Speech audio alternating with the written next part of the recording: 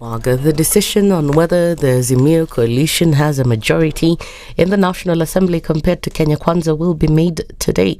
Speaker of the National Assembly, Moses Wetangula, said he'll make the decision because the court does not have the authority to declare the number of MPs in the majority in the National Assembly. Night oil with my clerks and lawyers, sift through what you have said today, all of you, and advise you accordingly in the afternoon in a direction I'll give.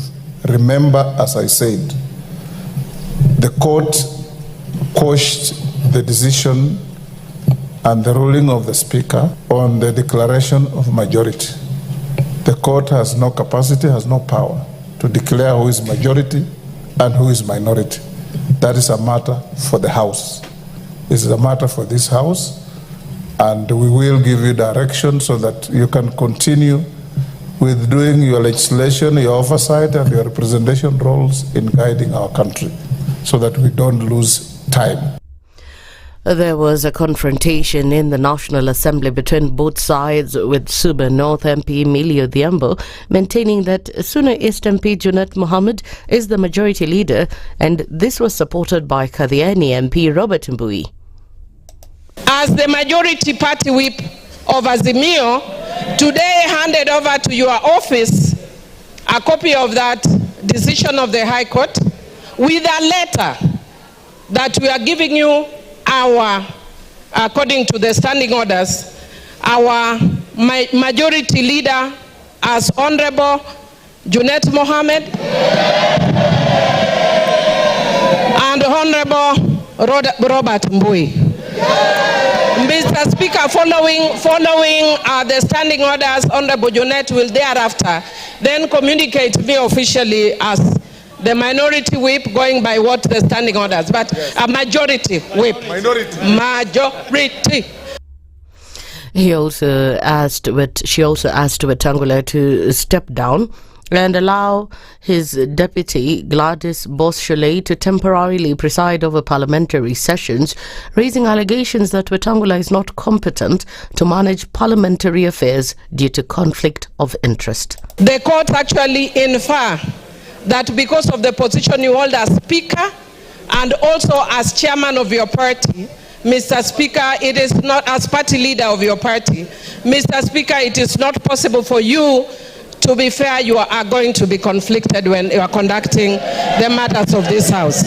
Mr. Speaker, I therefore humbly request you to step down and mandate Honorable Gladys Boschole to take over in discharging the functions as the Speaker because of your conflict of interest. Mr. Speaker, it moved on, and however, Wetangula insisted that he'd read the decision in full, and nowhere did it ask him to resign or withdraw from parliamentary sessions. Anybody who wants to say anything about this judgment, I'll give you an opportunity. And it's finally going to be yours truly to give you a ruling on the matter. It must also be made very clear as we listen to each other that neither the court nor any authority outside this chamber, and senior lawyers like Otendo Molo should know this, neither the court nor any other authority outside this chamber can make declarations that affect the conduct of business here except yourselves by voting and by the Speaker giving you ruling. Well, we'll know how that goes down later today. That's the News Wire. I'm La Ubaga.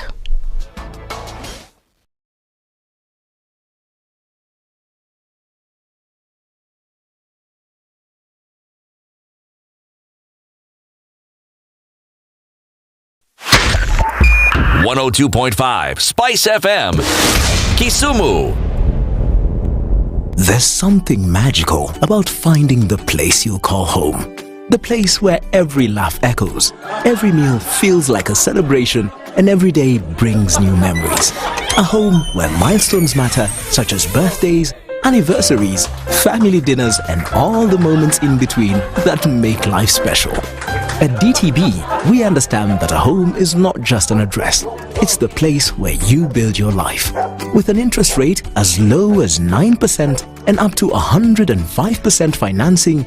Own your dream home with DTB. Apply for your home loan today via email on mortgages@dtbafrica.com. Call us on 0110 708 297 or 0110 629 015 or visit any of our branches for more details.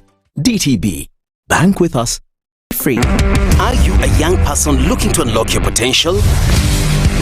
Are you ready to take the future in your hands? If so, then listen up. KCB to Jejiri is the plan. It's designed to empower young people like you, develop skills and knowledge you need to succeed in life. KCB to Jejiri combines vocational skills training, business development training, access to finance and business mentorship, preparing youth for jobs, entrepreneurship and wealth creation. Don't be left out. Visit kcbgroup.com/foundation to learn more.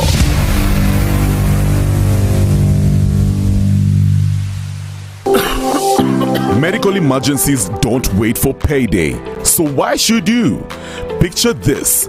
You or a loved one falls sick. The hospital bill sky high. The stress overwhelming. But with Jubilee Health Insurance, you don't have to panic. Affordable health covers from just 200 shillings per month. Lipa pole pole. Get covered now. Pay in easy installments. Access to over 800 hospitals plus telemedicine and free drug delivery. SMS Health to 40643. Call 0709 949 000 or visit www.jubileeinsurance.com. Jubilee Health Insurance. Your health, your peace of mind. Running a business in Kenya and struggling with slow, expensive cross-border payments? With Verto, you can send and receive money globally, faster, cheaper, and hassle-free. Pay suppliers, collect payments, and expand internationally with ease. 49 currencies, 190 plus countries. One powerful platform. Better rates, faster settlements, secure transactions. Global payments made easy. Sign up today at www.vertofx.com. Verto, your global business payments partner. This new year, discover something new every day on your StarTimes decoder. Buy an aerial decoder plus 1 month free classic subscription at 1,399 shillings to enjoy the magic of African stories on ST Swahili, AMC Movies and ST Nollywood. Or a dish decoder plus 1 month free super bouquet subscription at 3,199 shillings only to watch heartwarming dramas that bring you closer on Novella E+, Remo TV Plus and Star Life. Experience the thrill of live sports on La Liga and Bundesliga on ST Sports Premium and ST World Football. Buy your StarTimes decoder today from our business halls countrywide. To renew your subscription today, dial star 858# for self-service or call 0730-710077 for assistance. StarTimes. Enjoy digital life. Some days just have you feeling, you know the ones. Very few aha moments. Just moments. Maybe even a few because how can a day this good feel so meh? But then, you realize your moment of escape is a cup of indulgence away. Delamere. Get lost in rich, creamy, flavorful bliss with every spoonful of Delamere real fruit yogurt. Indulge in the moment.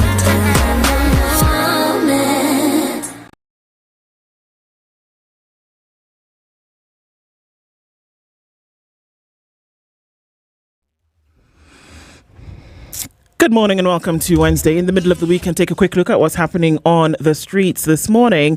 A little bit of traffic and it's starting to find its way through to the CBD. This actually coming off Mombasa Road, a little bit of traffic starting to form also on the Thika Superhighway as you get then through towards the city. We're seeing some of that build up as well, but I think it's going to be a while before we see any kind of bumper to bumper action, at least at the moment. SpiceFM KE on X, hashtag the Situation Room.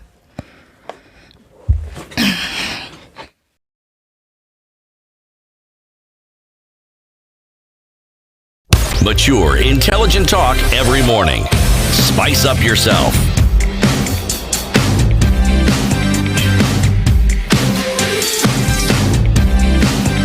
Mornings done right. 94.4. Good morning. 11 minutes after 6 o'clock. How are you doing? It's February 12th already. Here we go. January. Do you see your mate? By this time, we are 12th of January. Morning, City. How are you? I'm fine, thank you. It's very good. Yep. I'm fine. It's good. How are you? I'm fine. Good. Mark, good morning. Akwaba. Akwaba. Haibo. Okay. Sawa. I thought you know Ghanaian. I do. Okay, there's no language like Ghanaian. Yeah, I know. First of all, but okay. It's Twi. How do you say it? I don't speak any Ghanaian languages. Yeah, it's I know a few words. Yeah. Mark, do you speak Kenyan? Yes, I speak Swahili. It's exactly. That's not Kenyan. Shikamo. That's not Kenyan. Kenyan is fiti. It used to be. Still is. So long as the users exist, it exists. And the consumer, I'm claiming the space of the consumer. Wonderful morning it is. It is. Is there a song for today? How are you? I'm fine. Yeah. Do you have a song for us today? Do I have a song? Yeah. I was actually thinking I need you to lift my spirits. Okay. I was actually thinking this morning about some of the songs that my dad used to play on the piano. We sing along with him. And he loved Miriam Makeba. And Oliver Mutsukutsi. And I just think of one of those songs. Every time I hear the song, it sounds so cliche, but it's a very Kenyan offering, right? Malaika, I think it's Malaika Nakupenda Malaika Nakupenda Malaika Nami nifanyeje kijana mwenzio nakushindana malisi nawe ningekuoa malaika. Ungemuoa, mimi ningempenda. Ningempenda tu. Mpende tu. I like this. Yeah, I think I was on. You know what we should do? We should actually find songs that Lydiah doesn't know, so we can sing. That Lydiah doesn't know? Yes. Okay. You know. To reveal her age. Yeah, no, I just remember that because my dad used to play them and he used to sing them, of course. Yeah, so that was. Malaika was a big tune. It was. Worldwide, not just Africa-wide. Dedicated to all the Malaikas out there in advance of Valentine's. To know Penda Malaika. Oh, God, watch our stress. So I hope we're good getting into it this Wednesday. And let me tell you about some of the conversations that we shall be having this morning, shall we? All right. The State Department for Livestock Development has a principal secretary. Principal secretary is Jonathan Mweke. He'll be here with us at 7 a.m. and we'll be talking about the economic potential of the livestock sector. We've heard quite a number of things, what its potential is, what it can do for imports, and what it can actually do to rack up some very much needed funds in Kenya. So we'll be having that conversation with Jonathan Mweke at 7.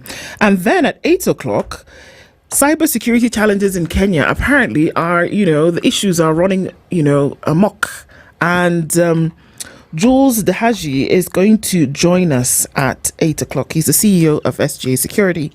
And then finally at 9 o'clock, the Member of Parliament for Wajir South, Mohammed Ado, will join us. And we'll also be looking at some of these vetting issues, or rather scrapping extra vetting for IDs. Is it a hit or a miss? So that's the conversation that we will have at 9 o'clock. And as we get into it this morning, we're already clicking in and seeing that people have joined us online. Our live streams are up. Good morning, everybody. Always great to have you in the room. And so as we get into it today, we'll just say hello to you. If I can just get my things in order here. Just saying hello to you and seeing as you're getting in. Where are the live streams? YouTube, Facebook, and on X, and very soon on other platforms as well. Okay, so greetings. Okay. Greetings to you too. Don Sabo says, will the Parliament follow the court ruling? This is interesting because we did see Parliament was very interesting. The Assembly came back from recess yesterday, but we'll see. How are you, Ndusiti and Mark? Okay, now, as in the question you want to ask, where is something, we say Chilikuti. Chilikuti is the Parliament after the court ruling. Where is the Parliament after the court ruling? Okay, this your grammar teaching is very interesting. Robert Tobago says good morning from Mombasa. Carol, this is our friend Don Sabwa. Don Sabwa. Don Sabwa is making some of these things up as he goes.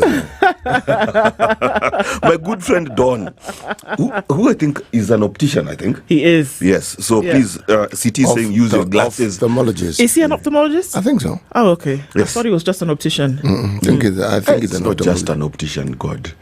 Just an optician. No, but when you're talking about it in that regard, I'm not belittling the. I'm just saying that there are some people who are both. Yeah. There are some people who are one or the other, and so my just was not of value. My just was of quantity. Okay. Cyprian Kambuni says, good morning, SpiceFM family. Eunice Okello is also tuned in this morning. Michael Olande is tuned in and says, good morning, dear friends. Drama as usual in Parliament as expected. Sir George Gashoiri says, good morning, everybody. Greetings from Manchester and looking forward to a great show. Thanks for clicking in this morning. Good morning from Colchester, UK. Ramtula Omar says good morning. Gilbert Kimuge is greeting us. Everything, as always, we see in Kenyan politics is a very different story from what is happening behind the tent. The next thing will be court games, and surprisingly, nothing might happen. Okay. Taifa Leo Kizaza Bungeni. Good morning, guys, says Eric War. Hi, Spice team. Greetings from Arizona. Ndu, doing great. Thank you so much. Peter says we say hello to Lydiah. Lydiah, hello. Good morning. Dr. Venvik says, he Kenya Yawa, who is above the law? God. Good morning. Okay, I don't know who my prince is greeting, but okay. Good morning, Spice family. Everybody, it sends from Jimmy Munuthi. Joe Mungai is greeting us. You want Bichachi to be made a headmaster? I guess you'll have to talk to him directly. Mestroy Vid says, good morning from Northampton in the UK. Hesbon Sidon says, good morning. CT, did you know good morning in Giriama is Lamkadze? Yes. Yes, we do. We knew. Edwin says, good morning. Good morning, CT. We salute you. Essentially, it means umeamkaje. Umeamkaje. Yes. Bwangi Juma is tuned in. How are you today? Well, we are well. Musangirire says, Collins, good morning. Ahmed, good morning to you. Life without liberty is like a body without a spirit. Indeed. Nick Bala says, good morning. Weta should be the custodian of the rule of law as the Speaker of the National Assembly. One would think, wouldn't they? Good morning. Costa Rica is in the house, says Sandra Sharia. Good morning to you. Special greetings to the team and also to the back team doing the Lord's work. Good morning to you guys. Agola says, Mama, I'm here. We see you, Mama. Good morning to you. Tibbs Muga is also in. Did Wetangula say the final decision rests with him? Imagine he said something like that. So essentially, we are saying that, are we supposed to impute that what the court ruling was about was just too much ado about nothing? It was a suggestion. And that he is now the one who put a stamp on the suggestions to make it real. Yes. Okay. Yes. All right. Abid Abdallah, habari asubuhi wangwana, muwe na siku njema, asante sana. Hamjambo Ndu City and all. Ken Korir is greeting us. Good morning, everybody, says Abi Weru. Good morning, guys. Tibbs says, Ndu, we are waiting for your album release. Tibbs, don't worry. You see the way things are going. It's possible that one day, if the day thing doesn't work, wait. I could do both. Adisia Baba, here we come, says Bernardito. Rashid is also greeting us. Sharia says she would love to visit Kenya. Well, you know what? All you need to do is hop on a plane, sister. Chef Mudoka says, good morning. Kindly ask CT whether the court ruling is overtaken by events, minority and majority saga in Parliament. CT, is the court ruling taken over by events? There's no such thing. Court ruling cannot be overtaken by events. Bas, there's your answer, Mudoka. Sindo? It can't be overtaken by events. There'll be human beings in many shapes, forms, and sizes trying to sort of like do what they think they should do with the ruling. But that thing stays. It does. The only time it moves is if you go to an appellant court and the appellant court either says Imara Daima, it stays exactly where it is, or it changes its mind and say, no, we think Imara Daima. Imara Daima means steady forever. Okay. So which part of Imara is steady? It's a stay. Oh, okay. We just stay. Say, that's interesting. If this is the ruling, let it stay that way, or we think you should have done A, B, C, D. Until that time, it stays. Okay. And if the speaker does not follow the court ruling, he can be held in contempt of court. Okay. Yes. Atieno, what's the problem? You made a request. Let me check. Atieno, where are you? Ebu, sing for me happy birthday. Atieno, it's your birthday. Happy birthday to ya. Happy birthday. Happy birthday. Atieno, happy birthday to you. May the good Lord bless you always. And always thank you for clicking in every morning. Sawa. All right. We are in the Gambia. CT, what's our proverb for today? Our proverb for today from the Gambia is a fairly simple one, really. It says, the disobedient fowl obeys in a bowl of soup. Wow. Yeah, those who keep birds as pets. The disobedient fowl. Fowl. Yeah, I got it. Disobeys? No. Obeys. Obeys. They were disobedient. We'll find a way to deal with you. Yes, exactly. In a bowl of soup. Otherwise known as chicken soup. There will come a time where fowl soup. Yeah, we'll make you. I get it. You know, there was this experiment. I think it's a Japanese guy who did, and he went on social media, did this whole thing with a pig for 6 months. It's his pet. What? Then he pretended whole thing with a pig. So he got a pig, a piglet, fed it, went on YouTube, did all videos about how cute this pet is, and then he pretended to cook it 6 months later, and the whole YouTube scene went crazy. Now, of course, it was an experiment saying that many people today do not know where their food comes from, right? They've never slaughtered a chicken, a pig, etc. So the question is, that disobedient fowl, is it a pet or is it agricultural produce? All right, let me ask you a question. This proverb. You didn't like it, or no, wait. Do you think it's an agricultural proverb? No.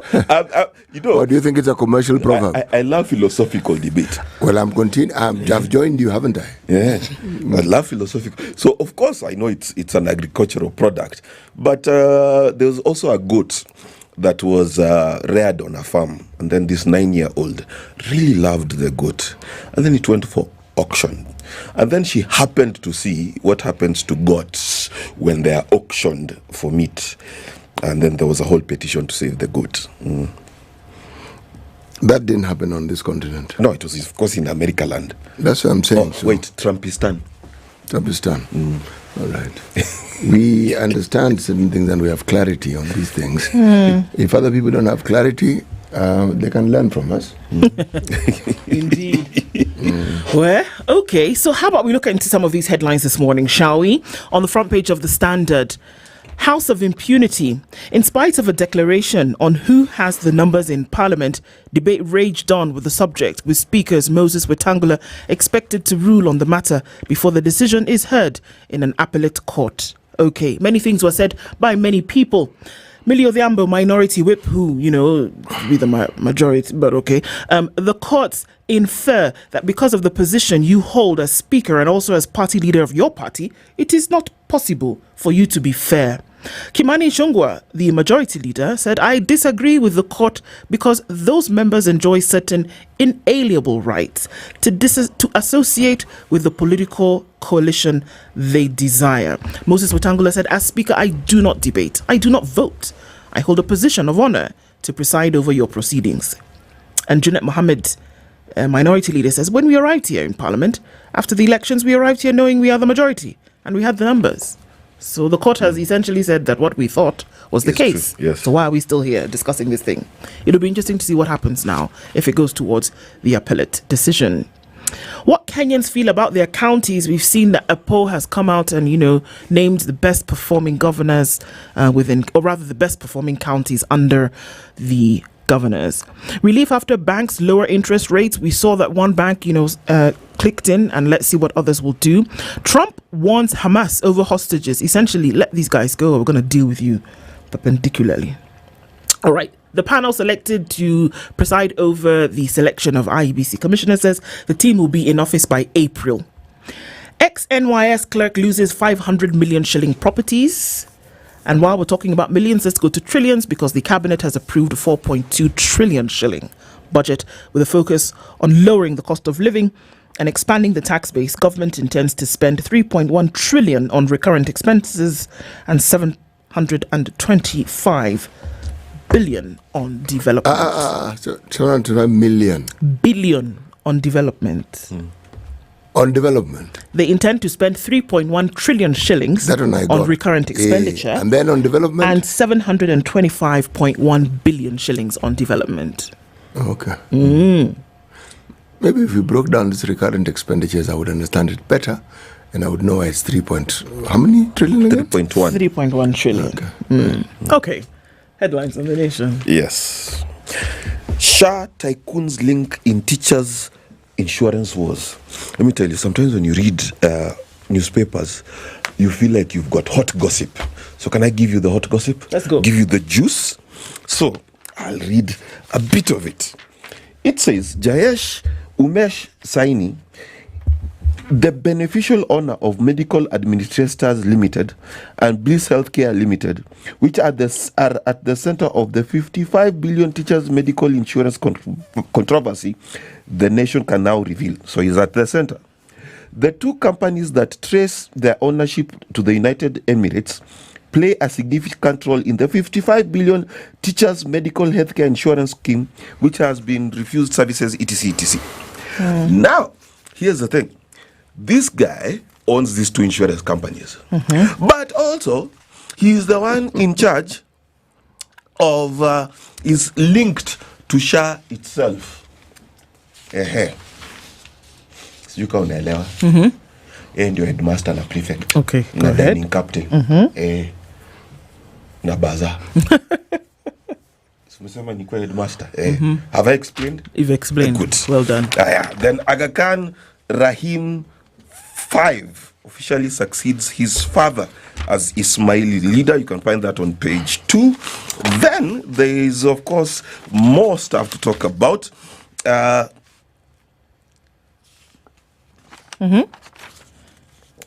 CRA, the Committee on Revenue Allocation Commission, has been divided in half because they cannot agree on the formula. Now you remember Hadija Juma was here, was it 2 weeks ago? And she told us that she does not support that formula. Now the commissioners have come out to say that they are not in agreement as to whether the formula should change or not. Now homicide used to be a unit in DCI, right? So they had a few people in charge of homicide. Now 200 officers have been seconded to the bureau. It is no longer a unit, it is a bureau, Kama Kenya Bureau of Standards. So we are killing so much, you need a bureau. Then conflicting testimony on the killing of the patient at Kenyatta National Hospital. Remember we covered that story last week. There is conflicting testimony in the sense that the guards say there was no commotion, while patients say there was commotion that particular night, and it is conflicting. And of course, you know, when things start conflicting, you're in trouble. Now, there is a tiny story that is actually shocking. Fewer than half of NHIF staff moved to SHA, House team told. Remember, they were all supposed to move to SHA, but less than half have gone to SHA. Then, Purity Karambu testifies in 7.6 million case in a city court. Why do I mention this? Inmate conned me out of 7.6 million. Inmate. I don't know whether there's a supermarket in Kamiti, but 7.6 money million, is finding its way. Those are the top stories. Okay. Hot gossip. CT? In the Star. And by the way, there's no Till Green Corner anymore. Why have they removed our Till Green Corner? I don't know. I think they've designed this. Yes. Anyway, there is something on top of. In the place of the Till Green, we have G. Odhiambo. Why should we be patient with Schiff? This is a story on page 17.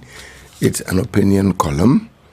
Kenya ranked bottom in ease of entry for visitors from Africa. Let me read this again. Kenyans, please pay attention.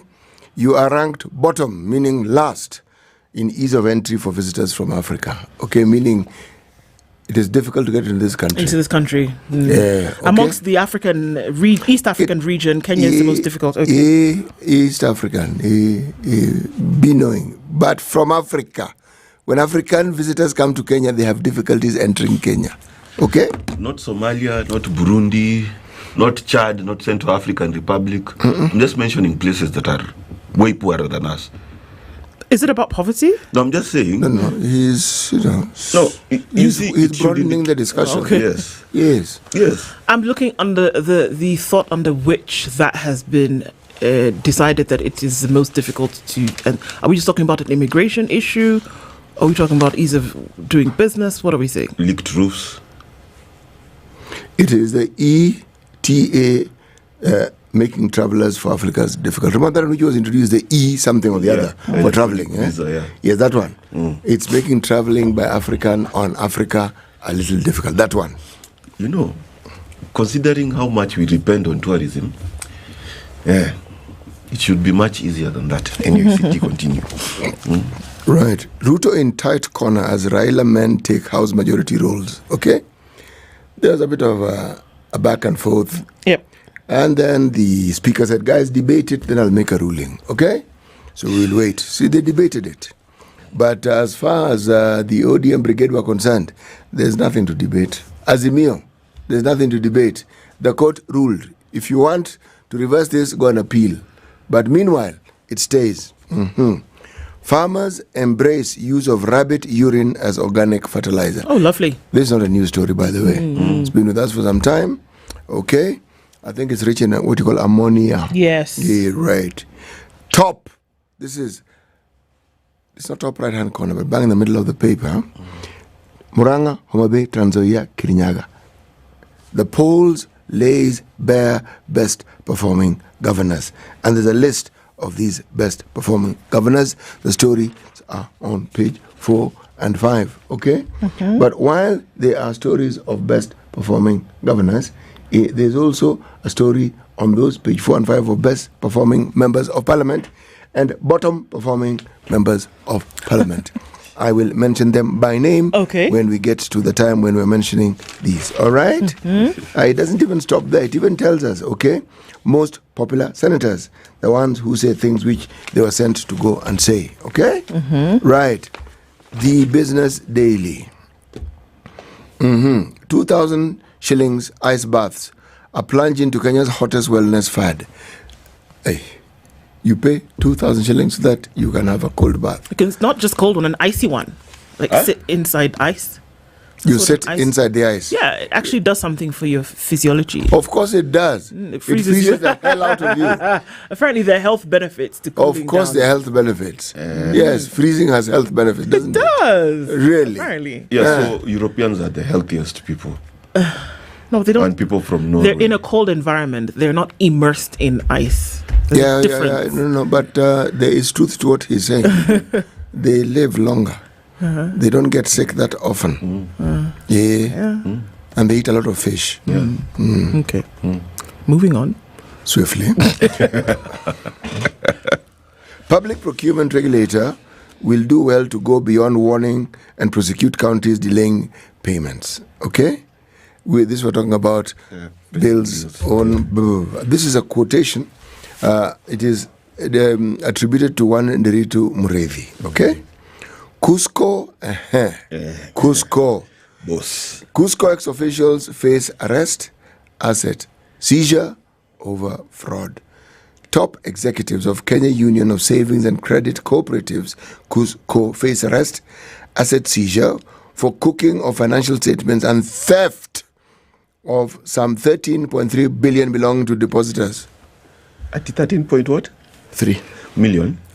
Billion. So Yani, tumetoa billions from government to billions in private sector. Well, it is theft. We are a nation of thieves.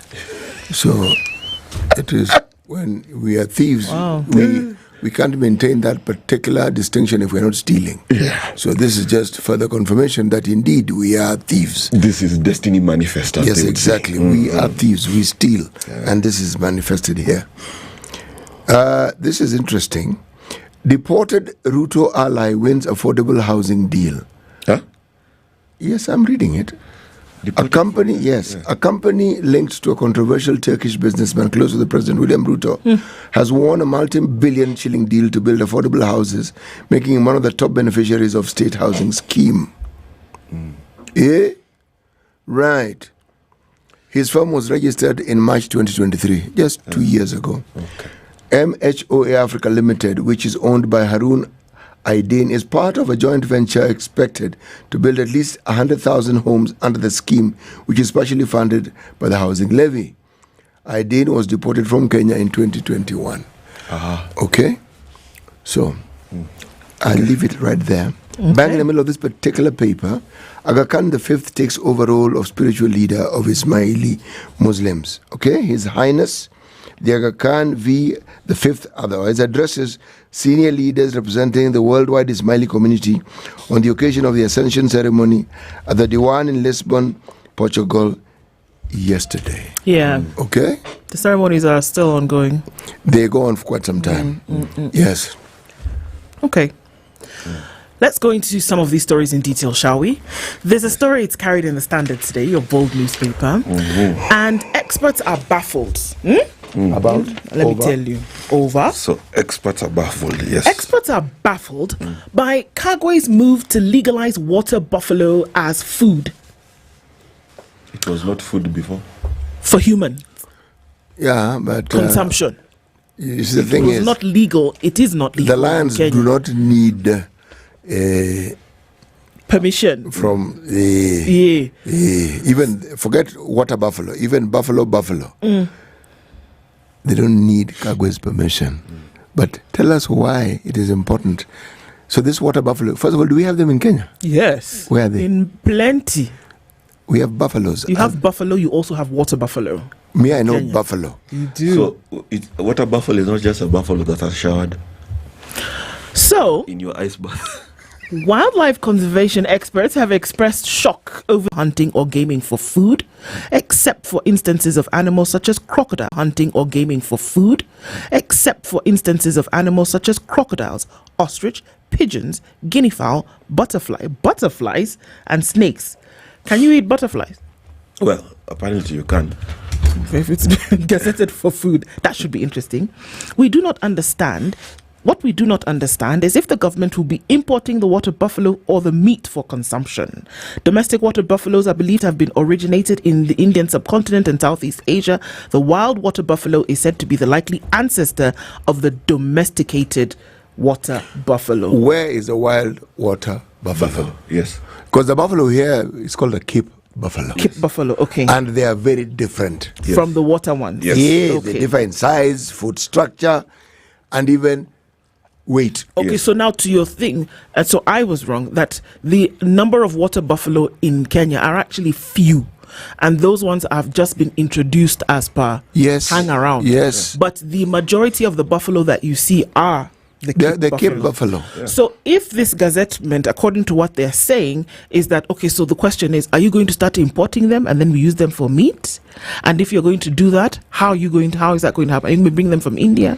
And if you did that, why? Are the cows not enough? Can I give an unpopular opinion?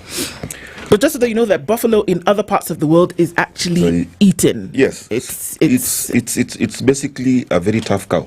So, unpopular opinion. If you go to a restaurant in Windhoek, Namibia, you will find gazelle, dik, all manner of wild game meat available. Okay? Now, there is no conservation effort for sheep. There's no conservation effort for cattle. When people like an animal, they breed it. Right? Hey, Manyamaza. We're listening to you. Okay. But that's how you listen, by keeping quiet. So, okay. So my point is this. I think the idea that you ban Kenyans from eating dick, for example, so that you conserve it, does not make sense. When we allow them to farm them, not hunt them in the wild, farm them and eat them, you have almost every farmer becoming a conservator of that particular animal. Then you also deal with the problem of poaching. Because who will poach when you can go to Njoroge's farm and get that dick, get its skin, get its whatever? There's a difference. So what are you saying? In Njoroge's farm, I have to buy it. If I'm poaching, I don't have to pay anybody. Exactly. I just kill the thing and essentially, I'm stealing it. Yeah. Okay, question. Do people poach sheep? They steal sheep. Yeah. It's easier to steal. Your point is actually well made, Mark. Yes. And I am in agreement with you. Oh, yes. Interesting. If indeed we encourage people to actually rear these creatures, yes, then yes, the need for this to be this hotter discussion would not arise. Because, for instance, I could keep wild boars and rear them, and I would have them as It's very possible, yes, right, that this was a mistake. Do you understand? Yes, it is possible. It's very possible that this was a mistake because we're saying that water buffalo, number one, is not native to Kenya. There's no water buffalo in Kenya, all right?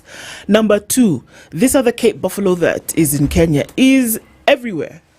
There are many. Many.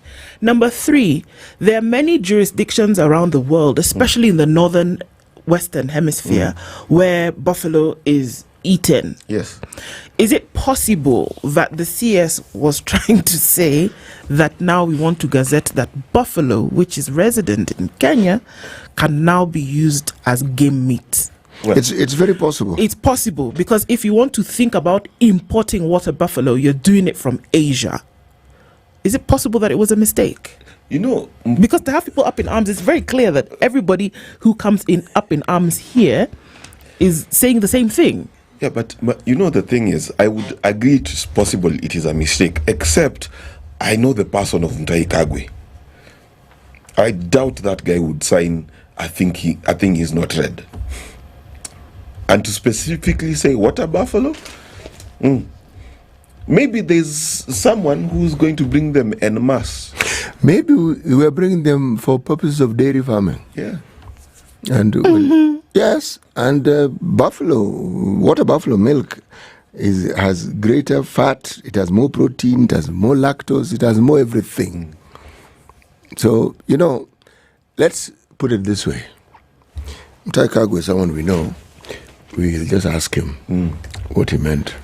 Indeed. When Mutahi CT is going to call you. Okay. Just ask him what he meant, because this one, it sounds to me like a good thing, and it could open the door to the very thing that you're saying. Yes. That we have a completely different approach to what we call game. Instead of them just living there and us looking for ways of running over them or poaching them or killing them, that we actually develop an ecosystem where they can actually be bred. It is an excellent suggestion. Okay. Yes. Into your story. And you know him, he has already started doing that. Breeding water buffalo? No, wildlife. So he's got tortoise. Oh, you and I your have tortoise. guinea fowl. Okay. I love animals, by the way. That's except I do not shy away from eating them either. Don't eat the tortoise. The tortoise. Yeah. I just don't know how they taste, but don't eat the tortoise. If someone cooks it well, trust you me. The only thing I've ever been offered, and I was just about to eat it, then I got scared, was wild monkey meat. So I was just about to take a big bowl of it. Then they opened the pot and I saw the hand. That's the only time I ever stopped myself. But everything else, raw meat, I'm there. Kudu, dick, I've eaten all of them. Kwanza in build-up. Oh my goodness. You are aware that you're on live radio. Yeah. It's not illegal. No, it's not the illegality. I'm just telling you that you are aware. Yes. Okay. So, me, even if I was eating those things, I wouldn't tell anybody. Oh, you only live once, man. I would not tell anybody. They would not know that I'm eating those things. Nyama, my friend. Tuflani said we should just be knowing that somebody in government has a water buffalo imported. Really, meiva mahali. They've already landed in Mombasa. Ziko hapa already. So now we're telling you gazette friends in Ziko container. Before you know, this story comes after the fact. Shine gear, and then now you can say to Flani. That's funny. Okay, City. Right. This story of Kusco. Yes, that's the Kusco story. Kusco. All right. Top executives of the Kenya Union of Savings and Cooperative. Sorry, I'm reading my own things here. It's okay. Let me start Start again. reading what's in the story. Top executives of Kenya Union of Savings and Credit Cooperatives, Kusco, face arrest and assets seizure for cooking of financial statements and theft that put 13.3 billion belonging to depositors at risk. Cabinet Secretary for Cooperative and Micro, Small and Medium Enterprise, Mr. Wycliffe Oparanya, yesterday handed the 208-page forensic audit report by PricewaterhouseCoopers, PwC, to the Inspector General of Police, Douglas Kanja, for investigation and possible prosecution of those culpable. Okay? Mr. Oparanya agreed with the PwC on the need for recovery of the lost billions of shillings that have left Kusco insolvent. Insolvent! Goodness! Yes. To the tune of 12.5 billion and placed the savings of 247 SACCOs at stake. Kwani? Yes, please. I have a question. Ask. Okay. Let's understand. Kusco is the umbrella body. So you save in a SACCO. It is central bank of SACCOs. You save in a SACCO, yes. CT SACCO, Mark SACCO, yes. SACCO, right? Yes. You save in your SACCO as individuals. Then now these SACCOs essentially go and save their money in this big SACCO. They take their money to the big SACCO. That's the general idea. Right? So Kusco is the big SACCO. Yes. So essentially what we are saying here is that somebody now went to the big SACCO in the dead of night, or even under the cover of cloud, opened the SACCO door, removed 12.7 billion shillings, yes, and left a shell of a thing and took off with the money. So the SACCOs go back and they say, where's our money? And they say, there's no money. And then essentially now we're saying the umbrella is gone and it is raining properly. Then everybody comes back and says, where's my money? And they say, there's no money. Yes. Let me tell you, I've been listening to this story. It is like Real Housewives of Nairobi. So, first, this Kusco thing was not regulated by SASRA. Discovered in 2022, this thing, you know the way you call it, the umbrella body for SACCOs, it was created by individuals. It was a scam. But it's been there for a while, hasn't it? Yes. So it was not like a government thing. SASRA was not regulating it. It was just doing its own thing. Things like, are you ready? Mm-hmm. They created 5 different departments that were 5 different businesses, and they would lend to each other, and magically the money leaves one account, does not arrive at another, and someone takes 1.2 billion. Then there is the fact that if you are a director, CT, you get 80% commission for business you bring in, except no, go on. 80% commission for business you bring in, and you are given the commission in advance. So let me tell you how that is like. It is like delivering a baby, then you become pregnant for 9 months. I'm telling you, Kusco, it's possible. So you become pregnant for the baby you delivered. Oh, the same baby. Okay. Yeah, the same baby. You it's like postpaid. Yeah. Kusco is, let me tell you, come and drama come video. All right. You think that is drama? Okay. You think that is drama? All right. The forensic audit revealed that Kusco's cooked books, yes, and the financial accounts were signed by a dead external auditor, Alfred Basweti of Omenya and Associates, indicating forgery. Yeah. A dead auditor. See, guys, please. They resurrected the dead. I'm telling you, Kusco is miracles.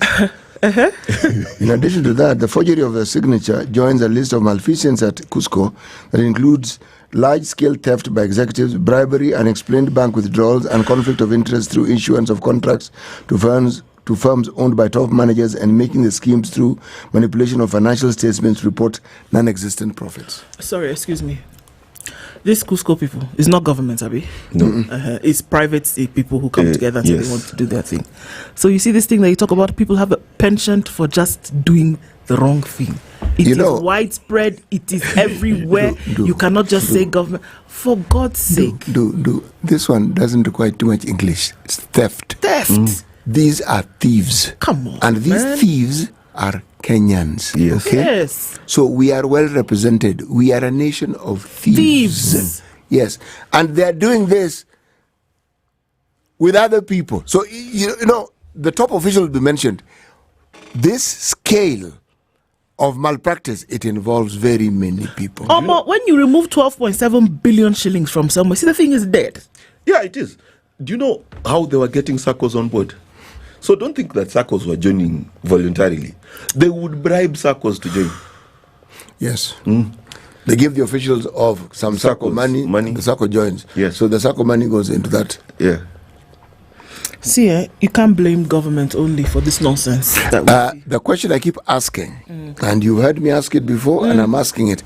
Every time we point a finger at the executive, really, they are in full glare of our attention. Because you can see that what they do every day we see. We see, we are privy to every twitch, every movement. But if we were to scratch the surface just a teeny weeny little bit and look at what we Kenyans are doing, this is us Kenyans doing this. Yes. No. And it's not just people in committee. Because those guys were not in committee. And the minister said that it is virtually impossible to get that money back. Who took it? Oh, the names are there. Yeah. Some, I know I can't mention, allegedly. No, we can't mention any names, but we even have pictures of people, chairman, former MD. We've got the pictures of those people, even their names. But since this is a matter that is still being investigated, we'll leave it at that. Okay, you have to forgive me, but I want to do another story. Go ahead. You know how we were told yesterday that 100 members of parliament will be finding their way to Addis Ababa, and that we were doing the math here in terms of what it was going to cost? Yeah. Well, members of parliament are saying that they're footing their own bill to Addis. So reports that multiple lawmakers would be travelling to Addis Ababa ahead of the African Union Commission elections raised an online furore yesterday, with many questioning the need for such a delegation. Former Prime Minister Raila Odinga will be seeking to, we know what he's going to do. The outcry was mostly due to the expenses that the nation would ostensibly incur by sponsoring a huge delegation to Addis. Such costs derive from the travel and accommodation expenses. The country has previously witnessed scandals involving hefty foreign travel costs by state officials and their delegates. So it's been established by the Standard that a host of members of parliament will be part of the entourage. However, most deny receiving sponsorship from any state agency. Saboti Member of Parliament Caleb Hamisi said he was footing his own bill to Addis. I've sponsored myself. I have my ticket and accommodation ready, and I have M-Pesa messages, he said. I'm going because I am a Defense and Foreign Relations Committee. I am on the Defense and Foreign Relations Committee and a student of international relations. So, this is like study. It is good to escort your party leader in such an important undertaking. Even if I was as a private citizen, I would have gone as well. Others and who access spoke on the AU offices, how? You don't worry. Others who spoke on condition of anonymity said that they're also sponsoring themselves, but I don't know why they did that on anonymity. But since it is okay, why should we? Foreign Affairs Principal Secretary Korir Singh said in response to inquiries whether the ministry was sponsoring them. I'm not aware of any travel plans. So anybody who is going is footing their own bill. So not to worry. So 100 people decided to do it by themselves. Or maybe they came together. It's like, let's go to Dubai for the weekend kind of thing. And they said, there's a wedding. One of our friends is getting married. And why don't we take advantage to go and see the sand dunes? So we might as well all go. And can you handle it? Yeah. Plan it for February next year. Start putting your coins together kind of thing. And that's what's happening. Do me a favor. get a ticket to Addis, no problem. Tell me how you're accessing the AU offices. See, this is what I'm saying. If somebody was getting married in Montmartre in Paris, for example, you wouldn't be able to just walk into the cathedral. Yes. But now that they're getting married there and that you can all plan a trip, then you have access to it by virtue of the fact that that event is what is taking you there. 100 people, 100 dignitaries, MPs, honorables are going to the AU. Yes. And you want to tell me there was no official communication to even accommodate the 100? This is not about the accommodation. This is about footing the bills. And they're saying that government is not footing our bill. Whether there was an official letter or not, you can actually get the thing facilitated. You can say, yes, we are coming. Is it possible for you to allow us to access the building? Can we access the events around? And somebody can do communication. But government is not paying. People are footing their own bills and their accommodation. What's wrong? What's the problem? It's okay. Deal imeiva. Give us a story in. Amina Mohammed vied for this same seat. Yes, she did. Did you hear so much hullabaloo when she was doing it? No, hardly. In fact, we weren't even aware half the time. And yet, see, there's something about personalities. It is clear that this personality maketh this particular job that much more interesting. Yes. Because ask yourself, if there was some other Kenyan vying for this post, would we be seeing this amount of drama? And that's what I'm saying. Another Kenyan did vie for this post. Did you see the same amount of drama? That's precisely my point. Yeah, Yes. exactly. You didn't see it. Yes. And the 100 of them are going to do what? See, they're going to support. Okay. How? So to sit there when the vote is happening, what's wrong? I think you don't answer, Mark. When somebody attends your wedding, do they cheer for you or they sit in what the are they coming aisle? to do? See, they sit there and support and say, what you say, I do. Yes. No, Then you look into the crowd and you say, I saw my guy when I was kissing the bride. What's wrong? You know the hall where presidents sit? Do you know MPs are not allowed? So what's your problem? And there's not 100 viewing. So your problem is that you don't want them to go to Addis? No, it's a waste of time. Whose time? Kenyans' time. They are my employees. No. Friday night, 15. Mark, when people go to watch a football match, is it a waste of their time? Is that something they enjoy doing? At least you get to watch Mark, the match. You're watching where the vote. vote. Let them From where? go to You're Addis watching a Ababa vote. on TV. Let them They'll watch go. it on TV Yes, like us, but in Addis. Okay. Yes, makes a Or difference. they'll even be outside, and when the vote finishes, then they'll come. They will walk with Raila up to the gate, and then those who can go in will go in, the rest will stay behind. Okay. Chief. Hiya. Allow people who want to go to Addis to go to Let Addis. them go now to that they've Addis, said man. that they're footing It's okay. their bill. What's wrong? Yes. Okay. There's no problem. Good morning. It is what? Just define fit for me. It's 7 o'clock.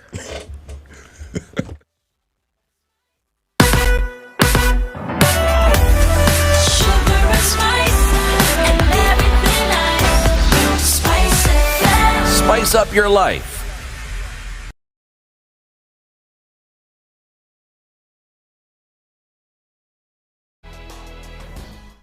Good morning, this is the News Wire. I'm Leah.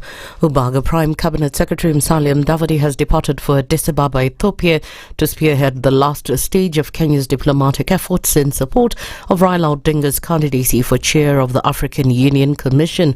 Raila is set to face off two other candidates, namely Richard Randriamandrato of Madagascar and Muhammad Ali Yusuf of Djibouti in the election set to be held this weekend during the 38th AU Summit in Addis Ababa by the AU Assembly via a secret ballot. The three candidates are seeking to succeed the outgoing chairperson, Musa Faki Mohammed, who has served 2 terms since 14th March 2017. According to a statement, Mudavadi, who departed the country yesterday, will attend the 46th session of the AU Executive Council and starts today all the way to the 14th, where AU foreign ministers will vote for AUC commissioners. This event comes as more than 100 Kenyan politicians are set to join Raila for the vote, who are expected to start leaving the country tomorrow. Now, Murang'a, Homa Bay, Trans Nzoia, Kirinyaga and Nyeri are Kenya's best performing counties. The poll known as Infotruck, could give a hint of first-term governors who could have an easy ride in their re-election bid. According to the report, Governor Irungu Kangata Murang'a ranks top with a 52% score, followed closely by Gladys Wanga's Homa Bay at 51%. George Natembea's Trans Nzoia is at 48% and Anwar Guru's Kirinyaga tie in third position, while Mutahi Kahiga's Nyeri is fifth with a 47% approval. Other counties ranked highly in the poll are Kisii of Simbarati and Kisumu of Anyang'nyong'o that scored 47%. Wiper leader Kalonzo Musyoka has continued to slam Inspector General of Police Douglas Kanja over the abductions that are happening in the country. Speaking at Mutwapa in Kwale County, Kalonzo has now accused Kanja of dereliction of duty and endangering the lives of citizens. Na pengine mimi namwamini hajui kama Inspector General wa Police hawezi kudhamini usalama wa wananchi, nani mwingine anaweza? Kwa hivyo lazima sisi wenyewe tujidhibiti, tudhibiti nchi, tudhibiti usalama wetu. Kalonzo has now said that he'll file a case at the ICC to charge President William Ruto with abductions and extrajudicial killings. Vile vile wale ambao nakamata watoto namna hiyo tutawapeleka hata mahakama ya ng'ambo. Mmewahi kusikia ICC? Sasa mamlaka hayaishi hapo na Inspector General. Mkubwa wa Inspector General ni William Ruto mwenyewe, na taifa atajibu maswali haya. Lazima mjue hatulali mpaka usawa uonekane Kenya. Meanwhile, Kalonzo has raised concerns over the rampant land grabbing cases in the coast region, urging residents to remain calm. Kumbe mlikuwa mnachagua viongozi sio kwa sababu viongozi wenyewe walikuwa na nia nzuri, lakini ilikuwa nataka waende wawanyakulie hata ile Mwenyezi Mungu amewakabidhi. Kwa hivyo hata ranches zenu zimeenda, zingine ziko na dhahabu. Mtu mmoja anajinyakulia 10,000 acres mahali kuna dhahabu ndani, na nyinyi wenyewe mnalala hoi. Mnanisikiliza kina mama hai, vijana mpo? Leo nimekuja tuwatoboleeni yaliyoko, tuache hata kila mtu awe stimamu. And finally, the Ethics and Anti-Corruption Commission has launched an audit into the National Police Service systems in a move which seeks to tame graft in the country. According to the Commission, the audit exercise held at the Embakasi Police Campus, presided over by EACC Chairperson David Oginde and Inspector General of Police Douglas Kanja, will introspect the NPS policies, procedures and practices of the work to address loopholes that encourage corruption in the service. The collaboration between EACC and the NPS aims to provide appropriate advice on how to address the identified weaknesses in the service and will also provide technical support and guidance in the implementation of its recommendations. That's the News Wire. I'm Lea Ubaga.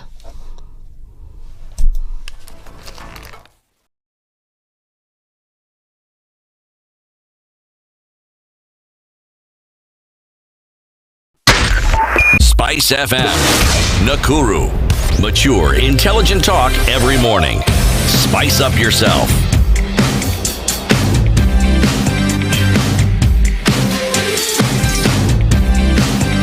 Mornings done right.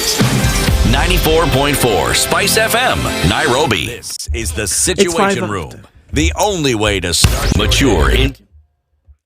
It's 5 minutes after 7 o'clock into the second hour of Kenya's biggest conversation this morning. And thank you for joining us, even as we continue having conversations that are necessary here and around the world. As we get into it this hour, we'll be looking at, Kenya's look onto livestock and its potential to actually boost the economy. And as we get into that, just reminding you that our live streams are up on YouTube, on Facebook and on X. And we say a big welcome to our audience on KTN this morning. As we get into it, we know what the thoughts are. It's still a new part of the year and you're saying, okay, this could be the year where, or this could be the time where I'm actually getting into buying my own home. And how do we go about that, CT? Well, you needn't be afraid.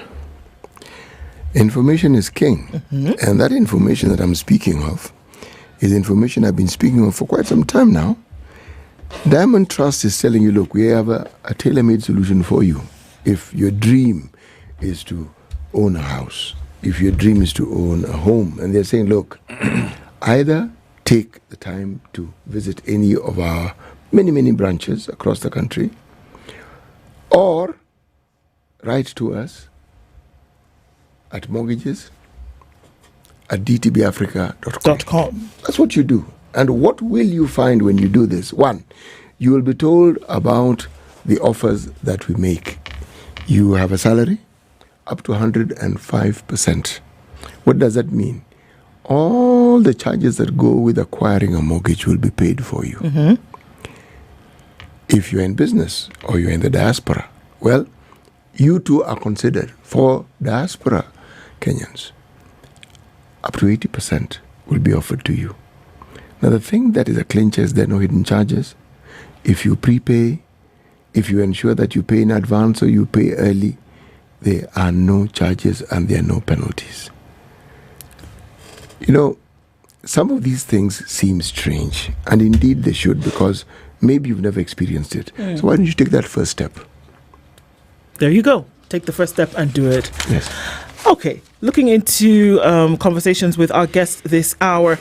This hour we're joined by the Principal Secretary in the State Department for Livestock Development. Jonathan Weke is here with us this morning. Good morning. Good morning. Karibu sana. Asante, asante. Nice to be back. Good to have you after a while. Yes. And now wearing a different hat.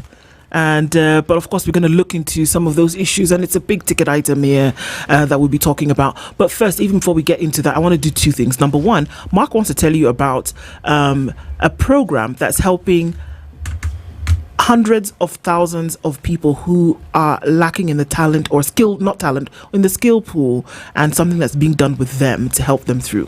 Yes, that's KCB's 2G Ajiri program, which is reaching out to young people below the age of 35 in their thousands, because they have trained 35,000 so far and created 155,000 jobs. Now, this is very critical, and we keep talking on this show about the ability of Kenyans to create their own jobs and create value in the economy. And if you're a young person listening to this, listen, KCB will train you on your skills, give you certification, so that when you go to do someone's plumbing, you don't just put a sign on a tree and say plumber. No, you're able to brand yourself, you're able to go there like a professional. They'll even teach you how to dress to impress. They'll teach you how to brand yourself. They'll teach you how to keep your books. They will teach you how to run a proper business, so that you move from just struggling and hustling every day to being able to be an employer and a businessman of repute. If this is your desire,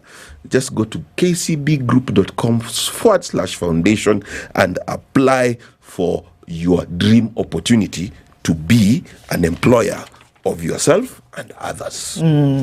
Sawa sawa. Namna gani? I mean, it's great stuff happening, isn't it, PS? Yeah. And so now, of course, we welcome you again. CT will let you know what today's proverb is. You tell us what you think about that and how you would, how you'd resonate with that. Okay. Well, our proverbs for the whole of this week come from the Gambia. The Republic of the Gambia. Why it's the Gambia, I don't know, because it's not the Kenya, it's not the Tanzania, the Burundi. The United, not the France. It's only the United Arab Emirates. Yes. That one, it's there. Yes. But this is where Dubai is, isn't it? Yes. Okay, very good. I just need to confirm. Sometimes I think Dubai is a country. Oh, yes. It is mentioned so often. In my mind, I'm thinking there's a country called Dubai. Yeah, you think you need a different visa for Dubai and Abu Dhabi and Sharjah. Actually, that happens. All right, anyway, this is the proverb. The disobedient fowl obeys in a bowl of soup. It's an agricultural proverb.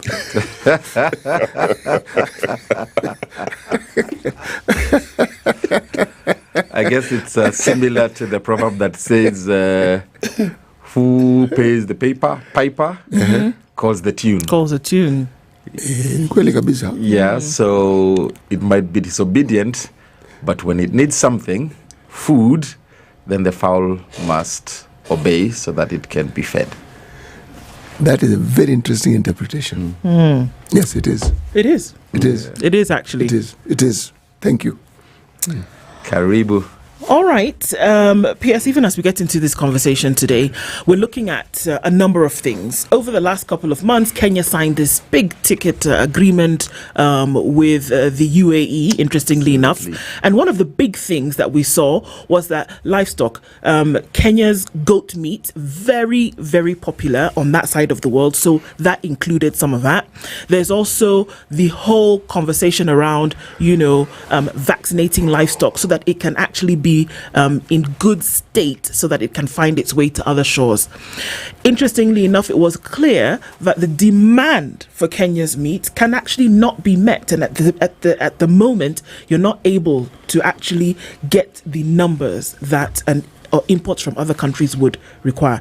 So we look at all of these elements and we said that there's huge potential for this particular department that you oversee to be able to contribute significantly to Kenya's economy. Just that as an overview. So let's go into some of those details now and say, all right, so where are we in terms of the potential that Kenya's livestock does actually have towards economic development? Excellent. Good morning, all SpiceFM listeners and KTN viewers. It's really nice to be back on the show with these wonderful presenters. Yes, you're right. There is a lot of economic potential in livestock, but sadly, it's never been exploited. There's no government since independence that has intentionally and deliberately said we're going to invest in the livestock sector. It's always just happened. There are pastoralists out there who are running around with cows, goats, sheep, camels, and they sell and they make some money. Others don't make some money, but there's never really been a very strategic, intentional push to invest in the livestock sector and to invest in livestock keepers. So we all know we're in an economic transformation agenda. President Ruto's government is founded on economic transformation. What does that mean? It means that, one, the entire manifesto and most of the government programs, if not all of them, are geared towards three things. Number one, how do you put more money in the pockets of the citizens? And that's very clearly measurable. If you had 2 shillings, will you say now you have 3 shillings? It's very, very clear and simple. Number 2 is job creation, like we've just been speaking about with Mark. Do more Kenyans have jobs in this administration than they did in the previous administrations? Are we employing more Kenyans? Are more jobs being created? And number 3 is around healthcare. If we are not healthy as a population, then we can't produce. And for us to get any sort of economic development or to transform our country economically, put more money in our pockets, create jobs, people must be healthy. So we came up with the universal healthcare program that I think 4 other governments have come up with, but have never seen it to success because it's a serious paradigm shift. And it's a difficult decision to make when it comes to people's health. And that's what we are calling Taifa Care. That's run by the Social Health Authority, now commonly known as SHA. So those are the 3 things that we said, listen, after 5 years, we must sit back and look, did we do this for Kenyans? Now, that being said, we said now, the biggest way or the fastest way to transform our economy is by looking at a sector of our economy that is, again, often very much ignored, the bottom of the pyramid.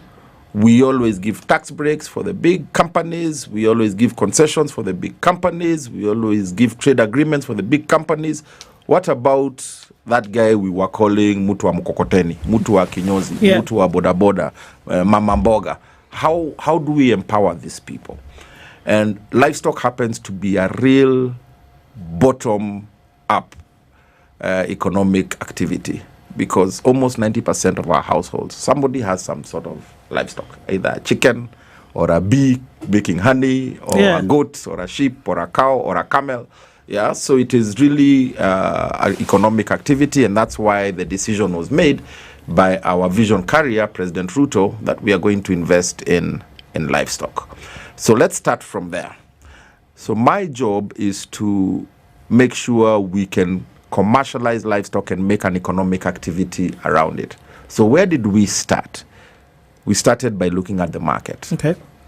Yeah, so we took a value chain approach and we said we are starting at the end of the value chain. Where is the market for our products? Livestock has 5 products. There is meat, there is milk, meat, milk, eggs, leather, and honey. So we said, why don't we go and do some route to market studies to find out where is the market, what does the market require, in what quality, in what quantities, what is the consistency level, and how competitive are we? And we did a route to market study for red meat, which is our priority value chain. There are 3 of them: dairy and leather. And what we found is that we have a huge potential, both locally and internationally, for our livestock products. The 5 of them I said, we are focusing on 3. We are not able to supply the market for various reasons, not just because we are not producing. We are producing a lot of livestock. Actually, our herd is number 3 in Africa. Okay. But because we are not productive, we are not producing what the market demands. And the market told us what it demands. Market said, listen, we need quality products in large quantities consistently. So if we get an order from what CT thought was a country called Dubai, yes, and we get an order from their local supermarket that they want 1,000 kilograms of goat every week. What's been happening is we're able to supply them this week, and next week we can't. Not because we don't have enough goats, but also because they give us a certain quality that we must meet. So that led us now, as a State Department, to come up with interventions to ensure that we can meet the market needs. Because if you produce and nobody is buying your produce, that's a problem. There's no business you're doing, there's no economic activity you're doing, nobody's making any money. Yeah. So we came up with 4 things that we said we must intervene if we are to be competitive. Because remember, we are competing with other countries. Yeah, even locally we compete with other countries because we import food. So if we don't produce good food for our locals, they'll import it. So since we are competing, we say now we must come up strategically and deliberately with interventions, 4 of them, to ensure that we can be competitive and we can create some economic activity around livestock, which the potential is very huge. Number 1, we are not producing enough quantity, and that came down to our breeds. We've not done breed improvement. Our breeds are inferior, so that means the normal cow that should be able to produce 15-20 liters of milk per day is only producing 5, because we have done crossbreeding and many other things that has made that productivity come very low. Yeah. So instead of telling somebody to produce 20 liters, you need 4 cows. Now we are saying this 1 cow can produce for you 20 liters if you have a good breed. So we have a national breeding program that is ongoing, where we are improving breeds both in cattle and in goat. Number 2 is around animal feed.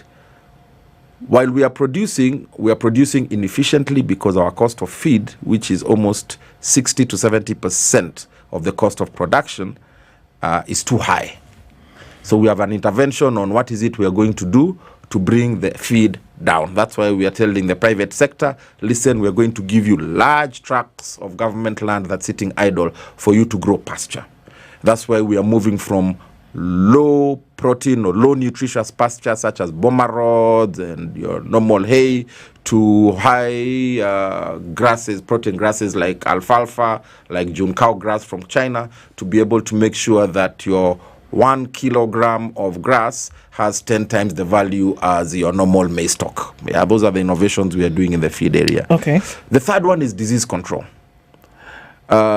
This story I must tell because it's been a very big conversation, national conversation about vaccination. Yes. So in our route to market study for Dubai, and we sent 85% of our red meat to, actually not Dubai, to UAE and Kingdom of Saudi Arabia. Yes. So we decided to focus on those 2 countries. And we went to the supermarkets and we looked at the prices. And we were shown 1 kilogram of goat meat from Pakistan is going for $12 a kilo. Which is about 1,500 shillings. 1,600 shillings. 1 kilogram of goat meat from Kenya is going for $9 a kilo. And we asked, why the difference? Our quality, our taste is even better. Why is Pakistani goat more expensive? And the answer from the supermarket, the normal retailer, hata sio mdosi wa Okoh, is we are not sure about your disease control. You don't come here with any vaccination certificates, so you don't get a premium for your meat. So we came back and we thought, this is $3 a kilo we are losing. A goat carcass, typically for the ones that go to the UAE, because they like the smaller ones, is 10 kilos.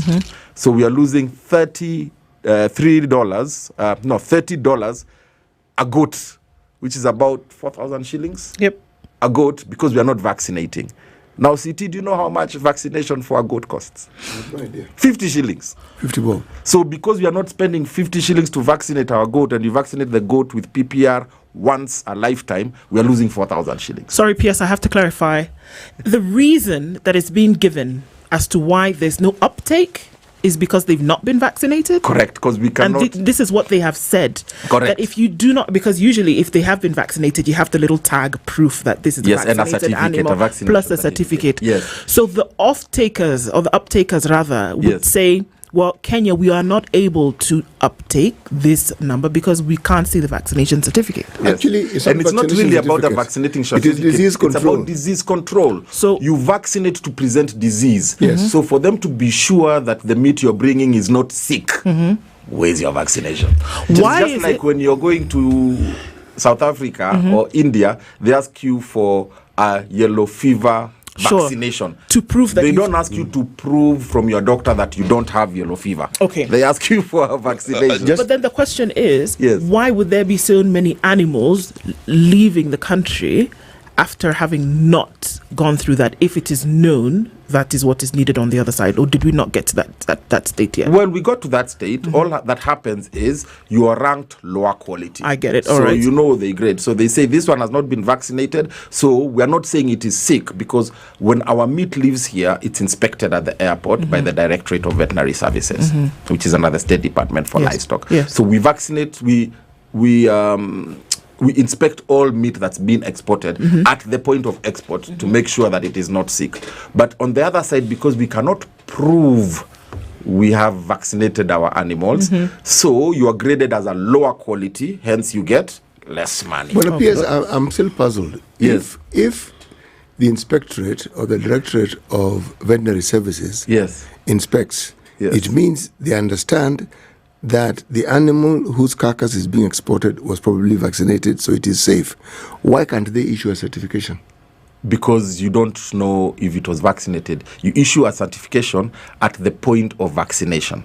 And CT, we are only vaccinating 10% of our livestock. Just a quick question, Bona PS. Yes. A lot of the farmers that export are not your typical villager, right? I know there are some big farmers. Just to mention one, there's a guy with a big farm on the Eastern Bypass that was raided some time back.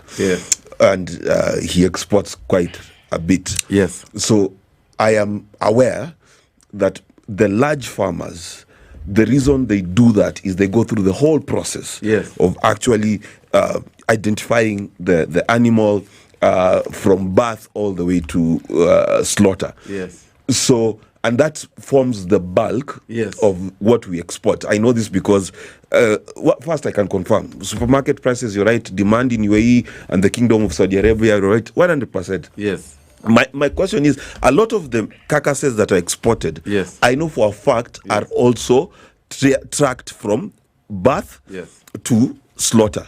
So, where's the discrepancy? Tracked by whom? So what happens is very far from the truth. Okay, so animals, when they are born, are supposed to be tracked. So you tag them, right? So you tag them. You say this one was born this day, it was vaccinated this day, it was done all of these things, right? Right. So that is very, very far from the truth. Very, very, very far from the truth. Okay. The example you just gave about the large farmers, I can tell you, are less than 5% of what goes out. No, but those large farmers, do they do that? They do that, and that's not So our that's problem. not far from the truth, I told you. Hold on a second. Hold on a second. Let's go systematically so that everybody can understand this. Right. We're only vaccinating about 10% of our animal population. Okay. Okay. About 5% are these large ranches that Mark is talking about. The other 5% might be farmers out there who can afford vaccination. Okay. The other 90% are going completely unvaccinated. Just to put it into context, we probably send out 3,000 or 4,000 goats a day. A day. To where? To everywhere. Iran, Bahrain, Kuwait, Saudi Arabia. But mostly the Gulf is where it's going. Mostly the Gulf. Okay. We don't meet the standard for Europe. Okay. That's another thing that we are trying to get to because, again, of disease control. So we don't send to Europe, to America, to China, which are very big markets. So we do mainly to the Middle East. So the farmer that Mark probably talked about has 2,000 goats. Okay. And if he has 2,000 goats, that means he'll only be able to export maybe in a cycle 20%. Okay. So maybe 400 of them. Yes. A cycle is 9 months, so which means he's only maybe able to export in a month 30, 40 of them. Yeah. So you're talking about this farmer who's doing 40 a month, which is probably 2 a day or 1 a day, against Kenyans, the other Kenyans, who are doing 4,000 a day. What's it's the completely different? Negligible. So what's my question, you can't say for a fact that the big farmers are the ones that are doing majority of the my question, Bwana PS, was not about the big farmer. My question was that these farmers, there are some Kenyan farmers who meet standard. Very it's okay. Very few. And why we are doing this is so that we can increase the number of farmers who meet those standards. I beg you listen to my question. Yes. Those farmers who do meet that standard of vaccination, who do have certificates, are they getting the right price? Correct, they are. Okay, that's what I'm asking. They're getting the right price. What's the percentage of these farmers who are actually following through to meet the standard? Whose meat now, for example, or whose livestock produce is actually going out? Less than 5%. Okay. Less so than now, 5%. if we look at what standardization needs, because it's clear. Yes. The market is there. Yes. They are saying bring. Yes. Kenya has the potential. Correct. Right? So those elements already there. Yes. And you said it thrice already, that we don't produce enough to the quality of standard that is required. Correct. So my question is why and what can be done to get there? Because it seems as though there's a collection, right? There's this farmer here, there's this farmer here, so collecting from everywhere. So what needs to be done? There's 4 things I'd already spoken about, the first 3. One was breed improvement for all these farmers. It has to be a nationwide deliberate access. The other one is animal feed to make sure that we can be able to lower the cost of production and also increase productivity. The third one was disease control. If we don't vaccinate, even if we have the animals, we are not going to be able to sell them. Okay. And the fourth one is what Mark spoke about, traceability. The world now over is beginning to say that if we cannot tell where this animal came from, we are not going to buy it. So we've gotten now a system called Animal Identification and Traceability ANITRAC. It's at the tail end of development. We will begin testing it next week. So if we do those 4 things, we will be able to triple the amount of money we make from our livestock sector. If we do those 4 things, livestock on its own is going to become bigger than tea, coffee, and flowers combined. What's the So amount? that is why it is so important for us to do those. As I conclude with this, we realize as government that why we are not doing these things is not because our farmers don't know they need to be done. It's because, again, 80% of our production system in both crops and livestock is smallholder. So 80% of our livestock farmers have 3 goats or 5 goats, and some of them sometimes cannot afford to do these things. So the government has come back and I've said, that's why I say this government is the first government that is now really looking into the livestock sector. The president has come and said, listen, we have given crops a subsidy for fertilizer. We've given crops a subsidy for coffee to ensure we pay their debts. We've paid debts for sugar. We've paid debts for tea. What have we done for the livestock keepers? So we said we're going to give them a subsidy also. And the subsidy we are doing is vaccination. Let's do a national mass vaccination at government's cost for the first year as a subsidy to the livestock farmers. Let's give them the genetics they need to improve their breeds as a subsidy for the livestock farmers.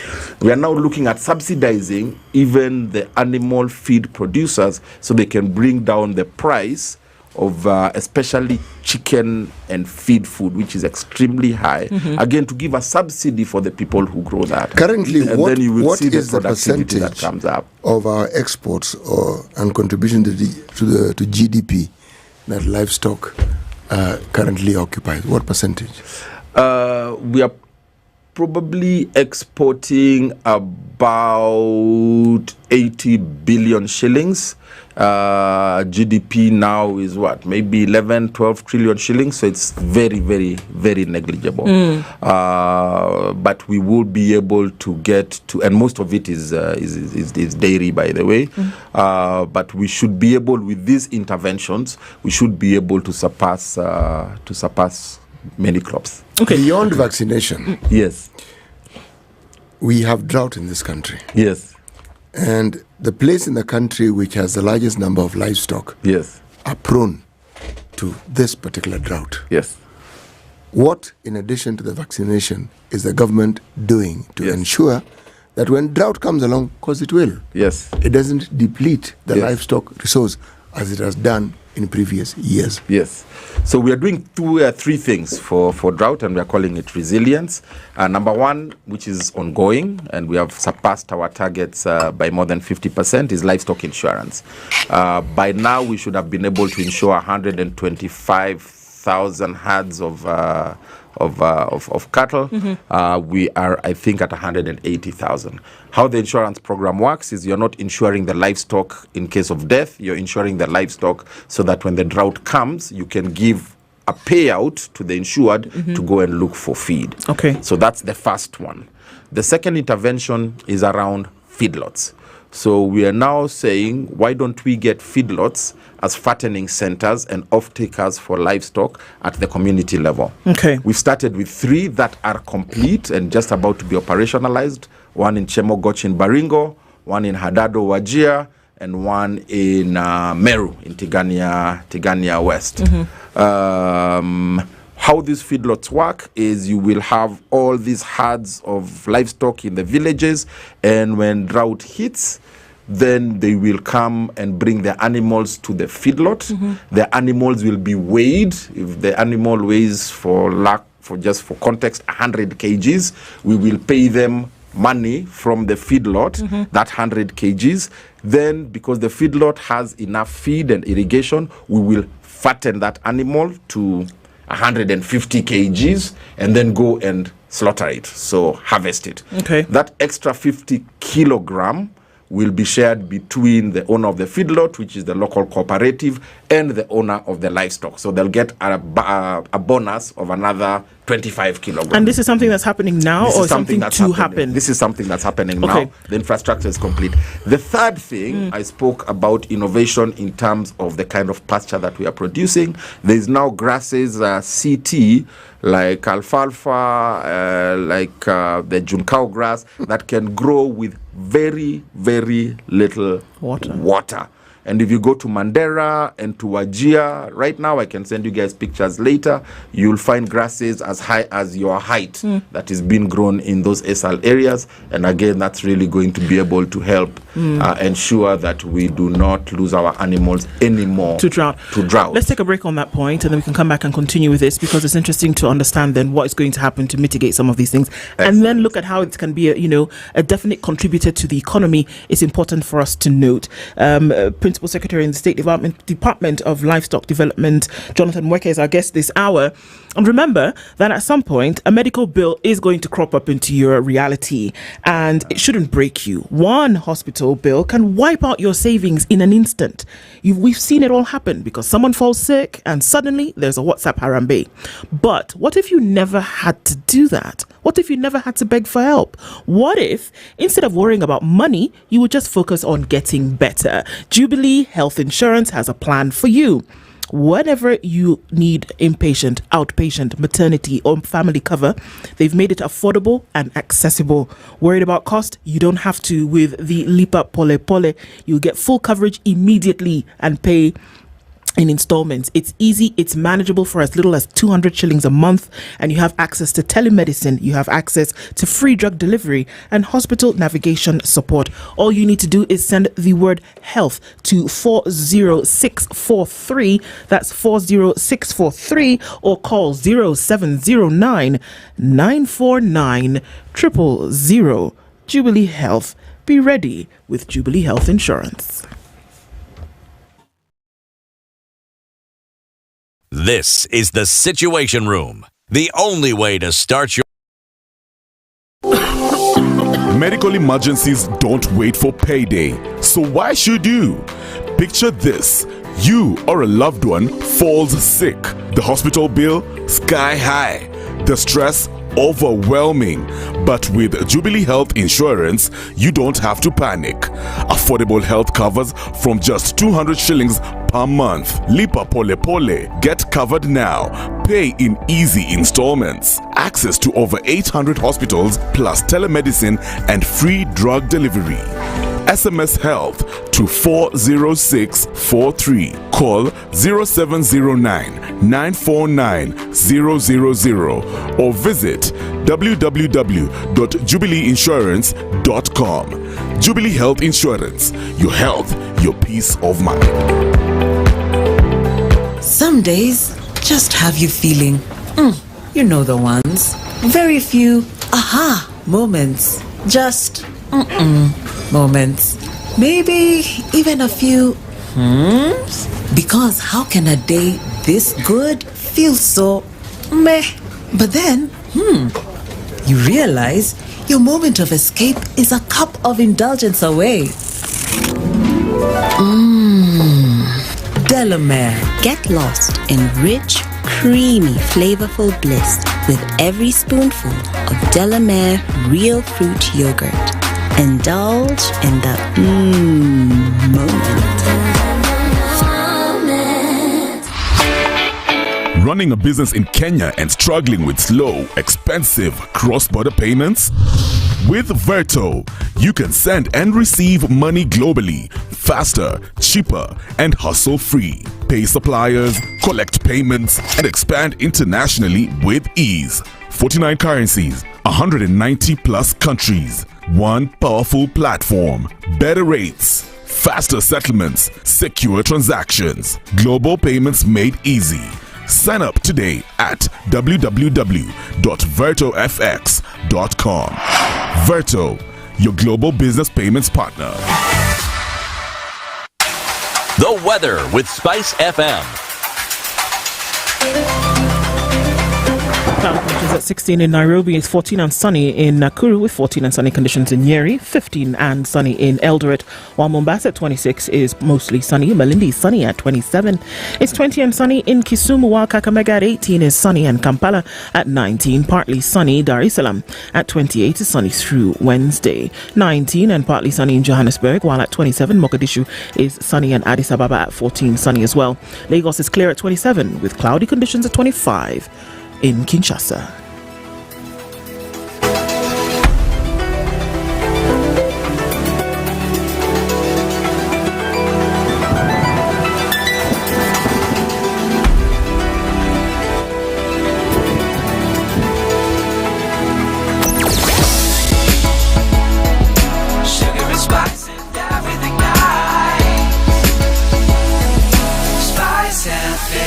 Spice up your life.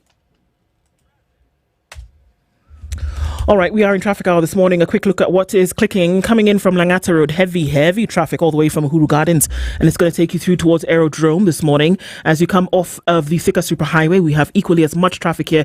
It's coming in all the way from the Ruai interchange. And it's going to go all the way through Kasarani Garden City and then through to Survey. It's very busy on Kiambu Road. In and outbound traffic is doing the thing today.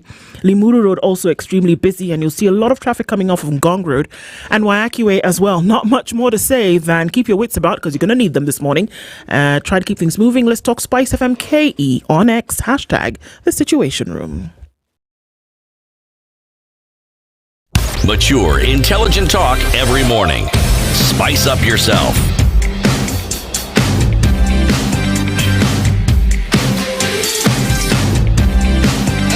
Mornings done right. 20 minutes to the top of the hour. Our guest this hour is the Principal Secretary in the State Department for Livestock Development, Jonathan Mweke, and looking at the potential that development of livestock actually does have towards the economy. Yeah, Bonapias, the reason I asked you about the big farmer and what he's getting was so that the audience that's listening can believe that you can actually get a better price. And there are two things that I'd like to ask you in that perspective, because there's definitely a big market. There's a big market for honey as well. And some time back, in fact, the government was in the process of making a center for testing our honey because we had not standardized our honey. Now, going back to the animal production bit, Kenya has one of the biggest herds of cattle and sheep in Africa. I think it's the third largest, except that it is now smallholder. Now, there is the question of, one, how do we ensure the quality of our hides? Because that's one market that we've not explored, to make sure that farmers get the hide correctly. Number two, give us a bit more detail for the smallholder farmer. How is he going to get his certification? Where is he going to get it? Are there extension officers on the ground that are going to help them, one, understand what is happening, because that is very important, two, dispel rumors, because, for example, we were told that the vaccines are supposed to deal with fats and things like that. Then number three, help them to get the route to external markets, because most of our farmers sell their cattle, sheep and goats to middlemen who then take them to the Kichinjio and whatever. So how do we get the extension officer to educate the person, give them the certificates they need, and give them a route to market that is external to the country, and dispel rumors? But they start with the rumor about cow fats. By the way, Mark, you are so spot on. And that's why when I started this conversation we're having this morning, I said the agenda of the government is bottom-up economic transformation agenda. Bottom-up, And why is it bottom-up? It's because we realized the guys at the top are the ones who are always making all the money because they have the muscle too. And there are only 5% of them. The other 95% of them are hukuchini at the bottom, but because nobody lifts them up, they remain at the bottom. Now, Mark is spot on. The guys who are at the top are vaccinating, they have superior breeds, they are exporting, they have access to the market, and they are making a killing.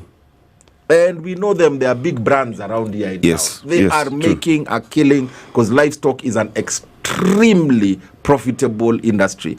Now, even when they get more orders than their own farms can supply, what do? They go to the guy at the bottom, buy at a throwaway price, because they know the guy at the bottom cannot fatten their animal, cannot vaccinate their animal, cannot feed their animal, get it at a very lower price, add a little value of vaccination. I told you it's 50 shillings.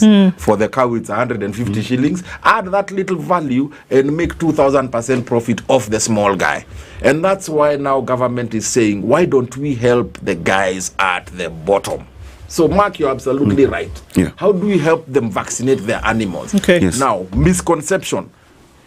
the farmer knows what to do. Absolutely. That's why they are farmers. Yes. The farmer knows they need to vaccinate. They're just not able to vaccinate because maybe of some financial constraints. Have they not been vaccinating all this time? They've been vaccinating, but I told you 10%. Okay. The statistics are 10%. Okay. We have the data. Yeah. Because that is true. Vaccinations, yeah.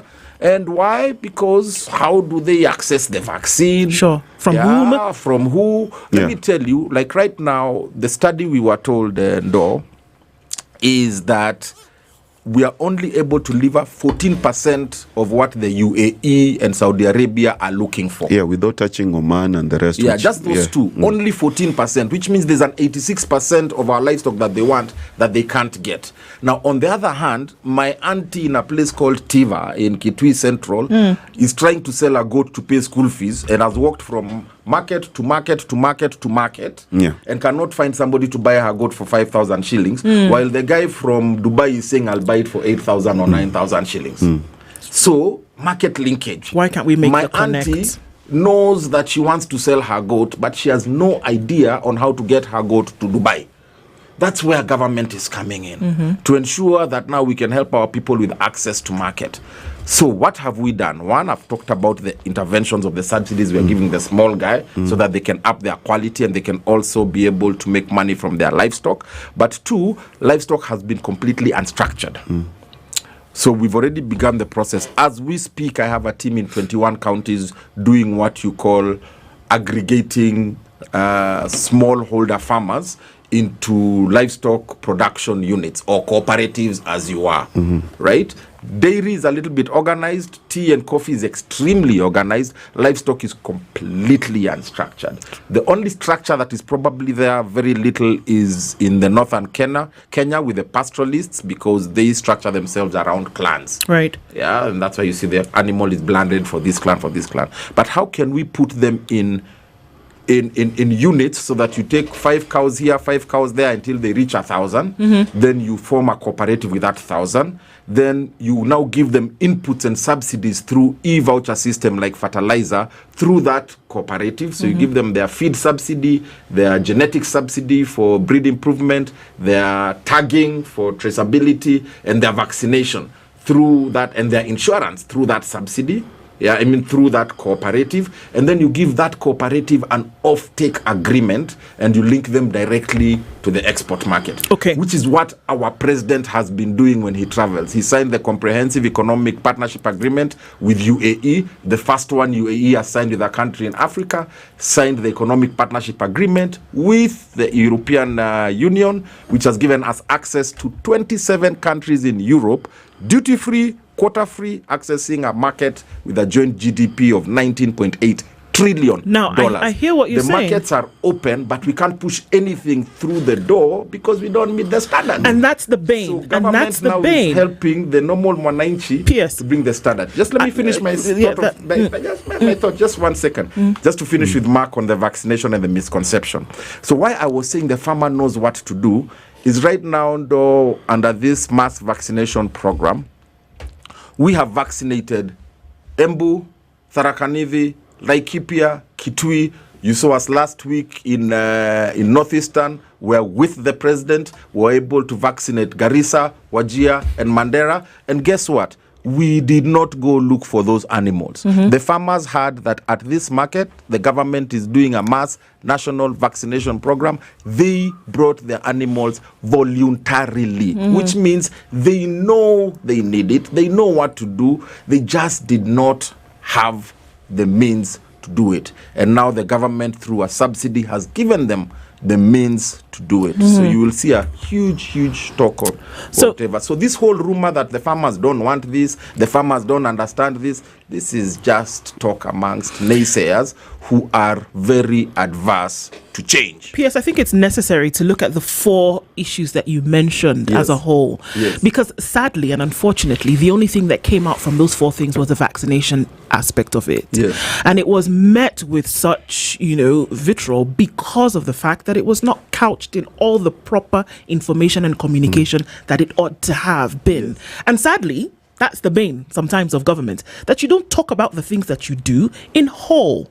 So you don't give everybody the information at once. I don't think there's anybody who doesn't want to increase the potential of their business. If they know that there is help coming from government, that it comes through in a transparent manner. And so perhaps that is where it came from. The frameworks that you talk about also are the bane. I mean, look at trade agreements that we've made in Africa. Look at trade agreements, huge ones, but have borne no result because of the fact that the implementation matrix always has a problem. And so here we are asking the agreement with the UAE, the agreement for the 27 for Europe, the one that's going on with America right now. What is the guarantee that back at home, you can sit in the boardrooms in New York or Brussels or wherever, or Dubai or Sharjah, but what is the guarantee that back home, everything that is needed to be done, information that's needed to be shared, will actually happen, so that it just doesn't become a framework or a skeleton with no meat? No pun intended. So, and these are actually, I'm really enjoying this conversation. You've mentioned that we have done all these trade agreements. We've had the AGOA trade agreement with America for the last 10 years. The only probably thing we've taken advantage of is maybe 10-15% of it, mainly the textiles at the EPZ that employs 30,000 people, and all of it goes export, and there's even a question about how much we gain as a country apart from the direct job employment. And we've done all these things the same way since 1963. Since independence, Mark, we've done them the same way. And why this government is getting so much heat, and also we have such a trust deficit, is because President Ruto has decided he's going to make the decisions to change this country. And the things that we've not been going to be able to do, we're going to do them.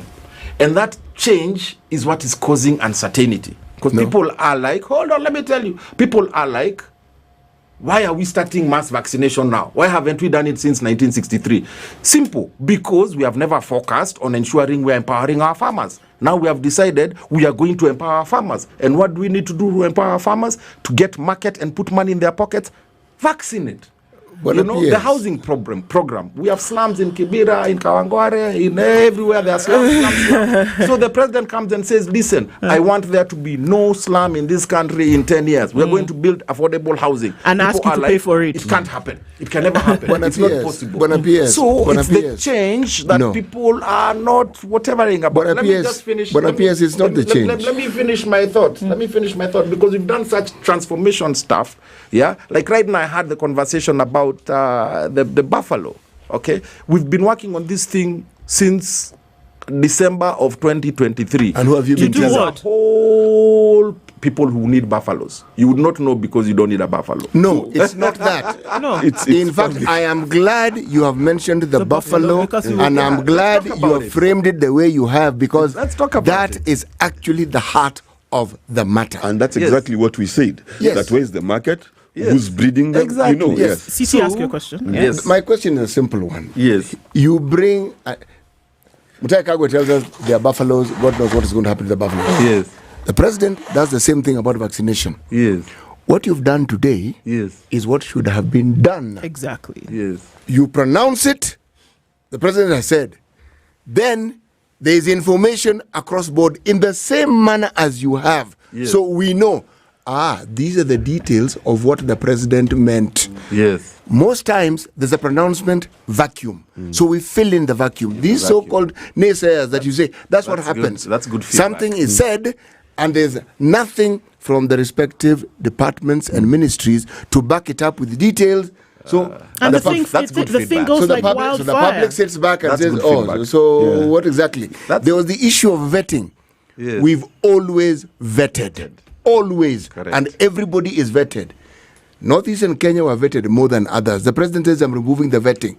The respective departments come in and say, this is what vetting means, and this is what the president was talking about. Nothing is said, we fill in the blanks. And then we are called the naysayers. And there's a vacuum, Bona PS. I think that's good feedback that we'll take back to the ranks of government. But you see also something like the vetting. I was in one of my social groups the other day trying to tell people, listen, why is it that a Kenyan who's seated somewhere in Kitui can get an ID, and a Kenyan is seated in Garissa cannot get an ID. Why? And it's always happened since independence. So when the president now finally says the guy in Garissa and Mandera and Wajir is just as Kenyan as the guy who's seated in Meru or Murang'a or Embu, and they should be treated the same way, the country is in uproar. And they start saying that we're going to give people from Somalia IDs. Who said we're giving people from Somalia the guy IDs? from your backyard in Kitui will also be asked to bring his parents' information. Everybody is asked. Yes. But one is vetted more. Precisely. Now, all I'm saying is, imagine that little bit of information. Just saying, this is what happens. Yes. And this is now what is going to happen. Yes. And those extra things that you hear of will not happen. But you will still have to do this and this like everybody else. If we can just reroute this just a little bit, because we're running out of time. If we can just reroute this just a little bit. First of all, PS, the audience is insisting that you call me Ndu. Yes. No is a bucket. Yeah. And I am. No. Me that nothing made me happy. It made you happy. I've sent you the emoji. That's how I shall save you from now. The thing is, I will practice that the issue of sure, it's not a problem. The issue of communication around an economic element that involves Kenyans, because this livestock is not being got from Mars. There are people who are breeding them. There are people who want to be part of the spectrum, the people who want to be part of the cycle. So sharing the information with them wholesome then becomes vital. Now, when we talk about implementation moving forward, how will you be sure or guarantee that the folks who are breeding the cattle, the folks who are vaccinating with information are breeding the buffalo if it makes its way to the shores, or as people have said, maybe it's already here and we don't know. Anyway, if they are not involved in these processes, how will you guarantee? I think they are. There's stakeholder engagement, and there's mass communication or public relations. I think government mainly focuses a lot maybe on stakeholder engagement. For example, let me just speak about the buffalo for a few seconds. This is, if you read the Gazette notice, this is the domesticated water buffalo. Now, I've seen some Kenyans talk about, now we're going to go into the national park and poach our buffaloes. You know, that's a wild animal. All right, there's a difference between a wild animal and a domesticated animal. A domesticated animal is the one that you keep at home for domestic use. Why did we do that? Again, like we are saying, we are focusing on productivity. We are pushing the envelope. So we went to India, who are the biggest producers of quality dairy in the world by far. We do about 5.4 billion liters a year. India does now, they are pushing almost 300 billion liters a year.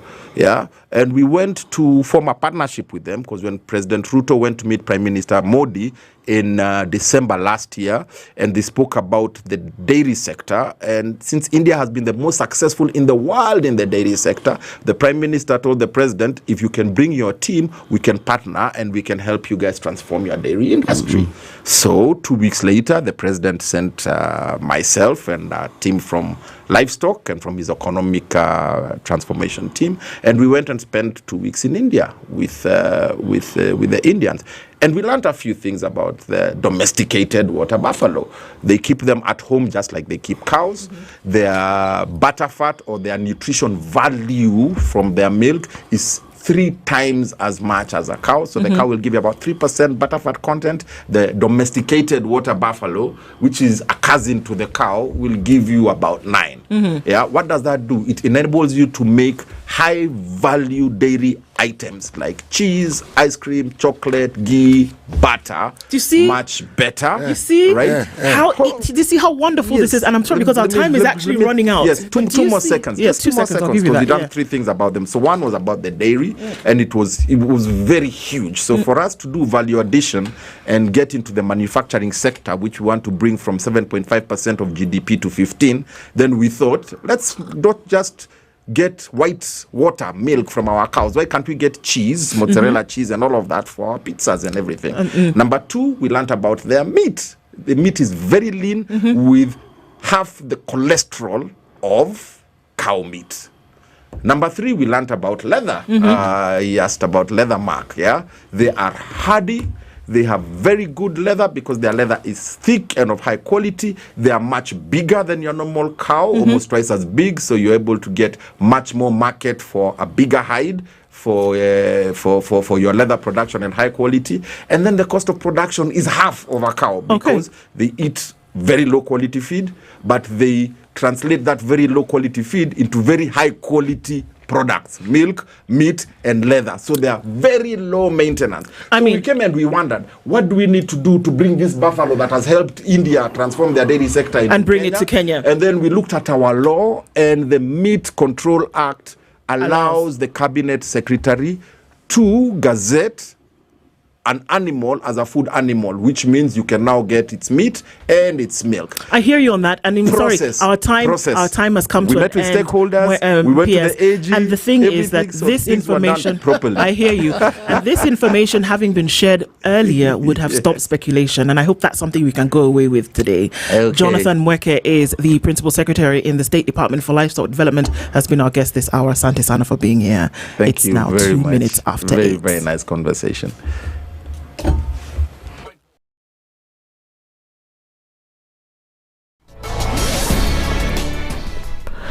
Good morning. This is the news wire. I'm La Ubaga. Nakuru Woman Representative Lisa Chelule has put on notice individuals who are impregnating teenage girls in the region. Chelule also raised concern over the number of girls who are dropping out of school due to early marriages. Kwa hivyo wale wanacheza na watoto ya watu, wale wanacheza na watoto ya shule, wale wanakuwa wanasukisha watoto wetu kutoka secondary, watoto wengine katika primary. Mkisikia tukiongea early marriages na early pregnancies, it is real, inafanyika. Unampeleka wapi mtoto hajamaliza shule? Unampeleka wapi for real? Unampeleka wapi? Mimi ninasimama kama mama county kusema mambo ya kucheza na watoto, kuangusha ama kuwatoa kwa mashule, kuwaoa wakiwa wachanga ama wapate mimba ya early marriages. Lazima sisi wote kama wazazi na serikali yetu tusimame imara, tuhakikishe watoto wetu wamemaliza. Mysteries have shrouded the death of a fugitive murder suspect who allegedly jumped to his death in an attempt to escape police arrest in Nandi County. The security officers were forced to shoot in the air to disperse the chaotic residents who wanted to block the arrest on Monday night. In the dramatic incident, the police were acting on intelligence report over the resurfacing of one suspect identified as Dennis Kipiego at his home in Sangalo village. Nandi North Police Commander Simon Mully said officers drawn from Chimendu police station marooned the house where Dennis had locked up himself and attempted to besiege him. Prime Cabinet Secretary and Cabinet Secretary for Foreign and Diaspora Affairs Musalia Mudavadi is in Addis Ababa, Ethiopia, to attend the African Union's 46th session of the Executive Council and vote for the AUC commissioners at the level of foreign ministers of AU member states that will be held today. During his visit, Mudavadi will also lead the last-minute campaigns for Raila Odinga's African Union chairmanship bid. The National Assembly Speaker Moses Wetangula is set to deliver a ruling today afternoon regarding which coalition between Azimio La Umoja and Kenya Kwanza holds the majority in Parliament. This is after a supremacy battle ensued on the floor of both houses after Azimio La Umoja coalition members occupied seats of the majority side following a court order. As the majority party whip of Azimio, today handed over to your office a copy of that decision of the High Court with a letter that we are giving you according to the standing orders, our majority leader as Honorable Junet Mohammed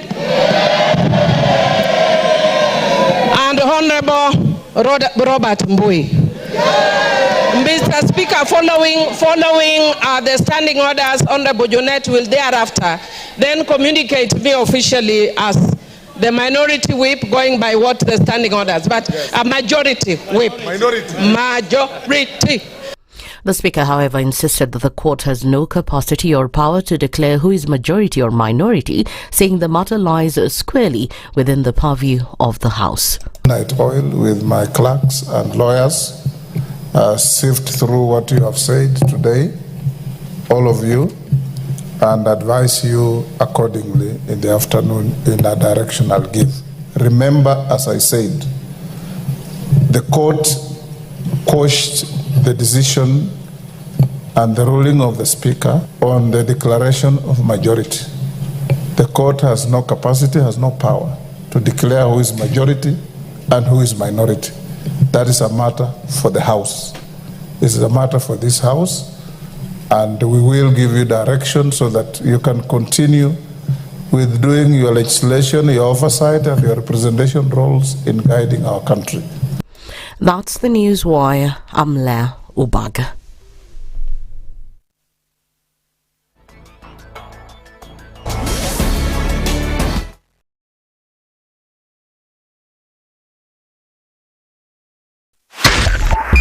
.5 Spice FM, Kisumu. Are you a young person looking to unlock your potential? Are you ready to take the future in your hands? If so, then listen up. KCB to Jejiri is the plan. It's designed to empower young people like you, develop skills and knowledge you need to succeed in life. KCB to Jejiri combines vocational skills training, business development training, access to finance and business mentorship, preparing youth for jobs, entrepreneurship and wealth creation. Don't be left out. Visit kcbgroup.com/foundation to learn more. Mature, intelligent talk every morning. Spice up yourself.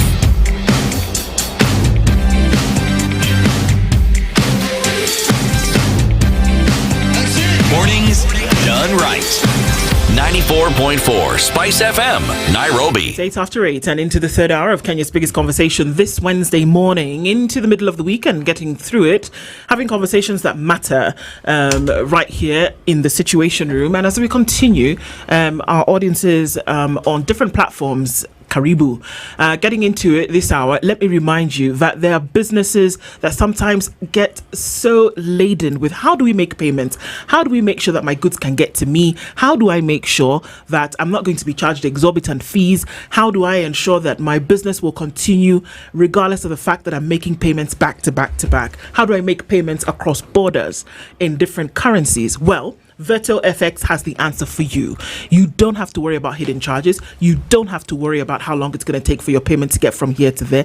In a matter of minutes, you can make a payment from wherever you are to another country across 190 different countries in 49 plus different currencies, and you don't have to worry about that. You just need to get on the platform and follow in terms of what you need to do, ensuring that your business does not take a dip in any way. From small companies to SMEs to larger organizations and corporates, you can use VirtualFX to make sure that your payments are on time and that you're not charged too much. All you need to do is get onto www.virtualfx.com. And even as we take that Delamere break, real fruit in your breakfast on the go, or looking into just after the gym like CT's been doing every day, or in traffic where Mark has to sit in traffic and wait to get from point A to point B, the real fruit in Delamere yogurt is going to be your companion, trust me. Lots of great flavors at many outlets with you today. And even as you sit and contemplate that, CT, when I'm taking the mortgage, what am I supposed to do? Well, you're supposed to contemplate where it is you might actually get a mortgage, so that this dream you've had and that seemed to be beyond your reach actually is within your reach. Now, Diamond Trust Bank are saying, look, we have a solution that we can actually tailor-make to meet your needs. And these are the following things you must consider. One, if you have a salary, if you are in business, if you're in the diaspora, we will be able to find something that fits your needs. If you're salaried, Diamond Trust Bank is saying we'll offer you a mortgage of up to 105%. Mm-hmm. All the costs and charges that go with acquiring a mortgage will be settled by this. They're also saying that 80%, that's the figure, that you can count on if you are seeking a mortgage and you're in the diaspora. They're also saying, we do not have any hidden charges. They're also saying we do not have penalties for people who decide to pay early. And they're also saying, look, we can confirm that if you take a mortgage of up to 10 years, all we'll do is charge you 9%. If the mortgage you take is up to 25 years, we'll charge you 9.75%. And they're saying this is made possible because of the partnership they have with Kenya Mortgage Refinance Company. Now, to authenticate and to ensure that what you're hearing today and now is real, visit any Diamond Trust outlet, any branch, or email mortgages@dtbafrica.com. Beautiful stuff. Our guest for this hour is seated, and we're looking at security issues. Not the guy who's standing outside your gate, and hoping that, lest the Lord guards the house, the watchman watches in vain. Not that kind of thing. We're looking at a different kind of security this morning. The one who's not working in vain. Thank you, please. Yes. As we're getting into that, our guest for this hour is here. Jules Delahaye is the CEO of Sigei Security. And this morning, we're going to be looking at evolving cybersecurity challenges in Kenya. And when we talk about breaches here and there, what are we talking about? And at the point whereby it could be a little bit tricky on how to deal with them, but he's here to have that conversation with us this morning. Jules, karibu sana. Good morning. Thank you. Welcome. Glad to be here together with you. Yeah, you're in the hot seat of the Situation Room. Yeah. And we're getting into some, serious matters here. But let's welcome you first with today's proverb. CT goes around the continent every week. Don't ask me how. Just accept that it happens. And he comes back every week from a different country with a basket full of proverbs. He's going to share that proverb with you and tell you where it's from. And then you can tell us how you would interpret it. All right. Okay. Our proverbs, the whole of this week, come from the Gambia, the Republic of the Gambia. The disobedient fowl obeys in a bowl of soup. Wow. Well, I'll join you and laugh. Oh, wow. Okay. You actually did. Citi's laughter is on pause. She's just waiting, laugh now. Yes. Well, yes. I mean, even when I think of this proverb, I also find it makes you very happy, right? Yes. Yeah. especially if you like chicken soup. Yes. Yes. The one my grandmother used to make. So how would you interpret that proverb, Jules? Sorry? How would you interpret that? Well, yeah, well, there's many things to look at it. Indeed, we all like soup, but it's a bit a weird statement. It is weird. It's quite weird. It's agricultural as well. Yes. Yeah. I'm a bit flabbergasted actually too. Actually, take a wild swing at it. The thing about the proverbs, you can't be wrong. Yeah. Yes. It doesn't matter how you interpret it. You cannot be wrong. No. Well, if you look at let me do a very wild thing and look more to a security aspect. You start to wonder, what is this? Am I hearing this correctly? Yes. Or is there something completely different ongoing?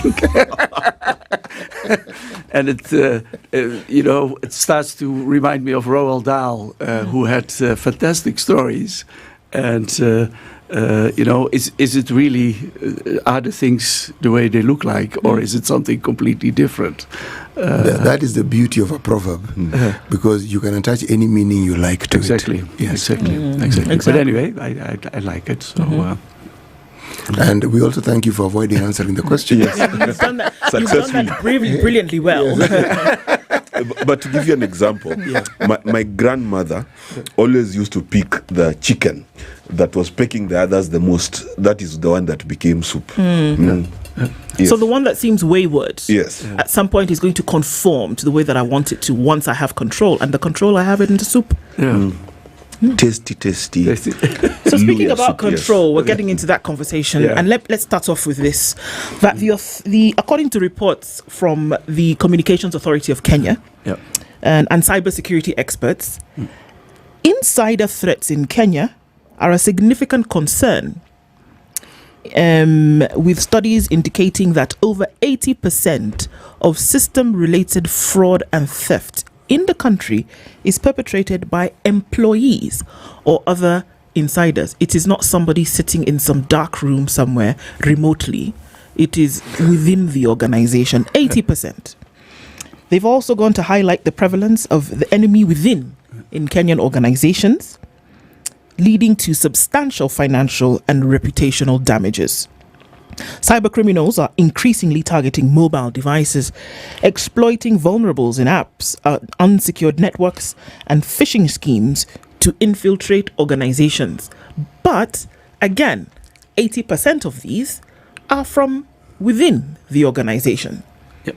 Now, if we look over time, security has been set up for organizations through a technology point of view to keep the organization safe from external threats, right? But with this, it seems as though the threat is not outside, but it is inside with individuals who know the system in and out. What are we looking at, Jules? Yeah, many aspects here, quite interesting. Of course, you were referring originally to, let's say, traditional physical security. Yes. It's on one hand. And what you see quite often happen, people just separate it like, we have physical security and we have cybersecurity. Quite often I hear people even referring to, but cybersecurity, that's IT. And physical security, that is, the security companies and the guiding. Yes.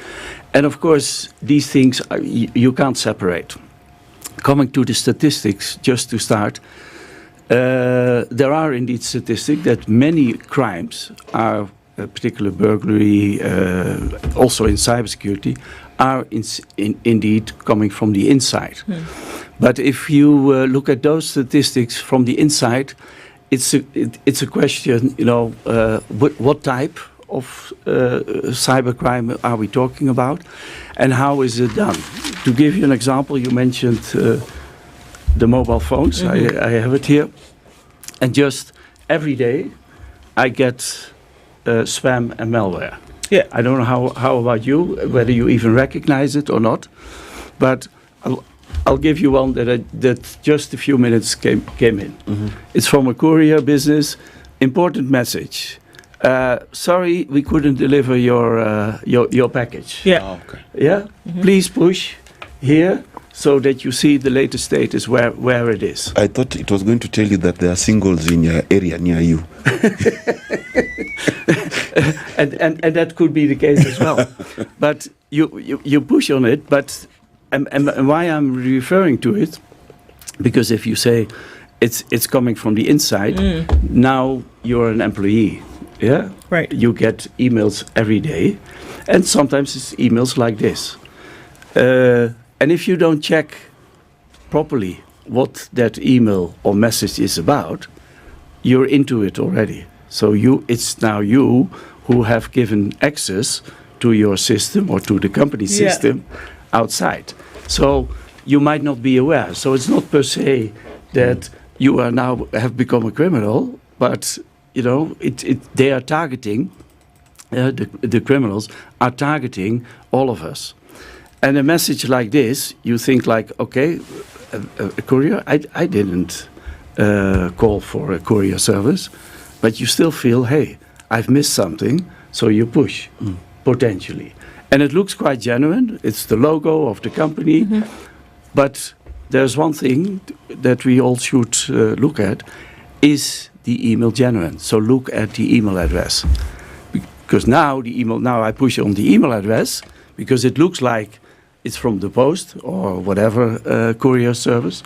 But if you click on it, on the address, not on the message itself, but on the address, you see suddenly, a completely weird name, something that has nothing to do with the service. Right. And sometimes these criminals are very arrogant about it. They put, for instance, Jack Frauder or something, or John Doe. No, really, it's weird like that. So if you look at it, you can already see, hey, this is not genuine, And yes, you're right. If we talk about cybersecurity, it's a very broad aspect. There is, on one hand, we are dealing with hardware, we are dealing with software, and we are dealing with the human factor. And it's the combination of those three that create cybersecurity environment. Just a quick question. I don't know whether you know Hush Puppy. Very famous guy was arrested out of Dubai. Right. I thought it was a shoe brand. They are actually a shoe brand. They are a shoe brand. Yes. So Hush Puppy was based out of Dubai, and he would send emails to companies, big companies, and create invoices and get paid for services he didn't render. And he did this for about, $200 million or something like that. Then I'm looking at my email, because when you were talking, I was like, what do I get in my spam? And I almost resigned because I've been sent $13,963 US. I was about to tell Ndu and City buy. But my question is, connect for me these emails and this kind of people like Hush Puppy who send these emails. What is the net result? What's happening at the back end of that? So what is the breach for? Are they just emailing me in the hope that I will send them the 13,000 instead of receiving it? How does it work on the other side? Yeah, it's one of the many examples, and there's all kinds of different scams, but this is typically one where indeed they send thousands of these emails, throughout, and indeed, for instance, invoices they would target preferably finance departments of companies, and sometimes a small amounts, sometimes even big amounts, and indeed they just count on you. They threaten even, you have not paid on time. Yes. And there are people just feeling like the heat. They feel the pressure. They just make the payment. And can you imagine if only 1% reacts, but you have sent 100,000 emails? Yeah. That's still 100, or actually 1,000 in this particular case. Success. So and it's so some of them are like this. It's really they send it to everybody, and if you touch the wrong button or you react, then already it's about making the payment. But quite often the mails go even much further. It's not for you to make the payment. You need to hit that one button. Right. I'm wondering why it's having anybody worried today. Because by now, by the time you see the message on your phone, you know that it is it's spam or it's a scam. If you receive the email about how some Johnson is in love with you and he just needs you to send 13,000 whatever, and then he'll come. Even worse, by now, it's not. It's somebody who's up to no good. So why are we still dealing with this in 2025 when we know that they've tried everything? People have been jailed. We know that those are just it's spam. Why is it still a bother? And we know that cybersecurity, in terms of its protection, has increased tenfold, 100-fold. Yeah, but then why are we still having? Yeah, I think first of all, still many people are not aware of this, and I think that's why it's good programs like this to create that awareness, because people are quite ignorant, innocent, and I think we need to do much more about it. I mentioned your mobile device. In the past, the mobile device, it was stolen because of the value of the device. Today, we are not so interested in the device anymore. We are interested in the data on the device. And let's, for all of us, we have M-Pesa or M-Pal or whatever. It's on your phone, the data. So basically, your phone is your bank already. So now I'm looking after the money that is there and your data, because with your data, I can get more and more into my criminal activities. So basically, I think we should be much more aware. Where are the scams? What is going on? You're right. If you look at those statistics, they tell you what we know. But it's the tip of the iceberg. There is much more going on. And how many people do report? If you have been part of a scam or whatever, are you really open about it? Are you going to the police? Are you going to report it? Should you?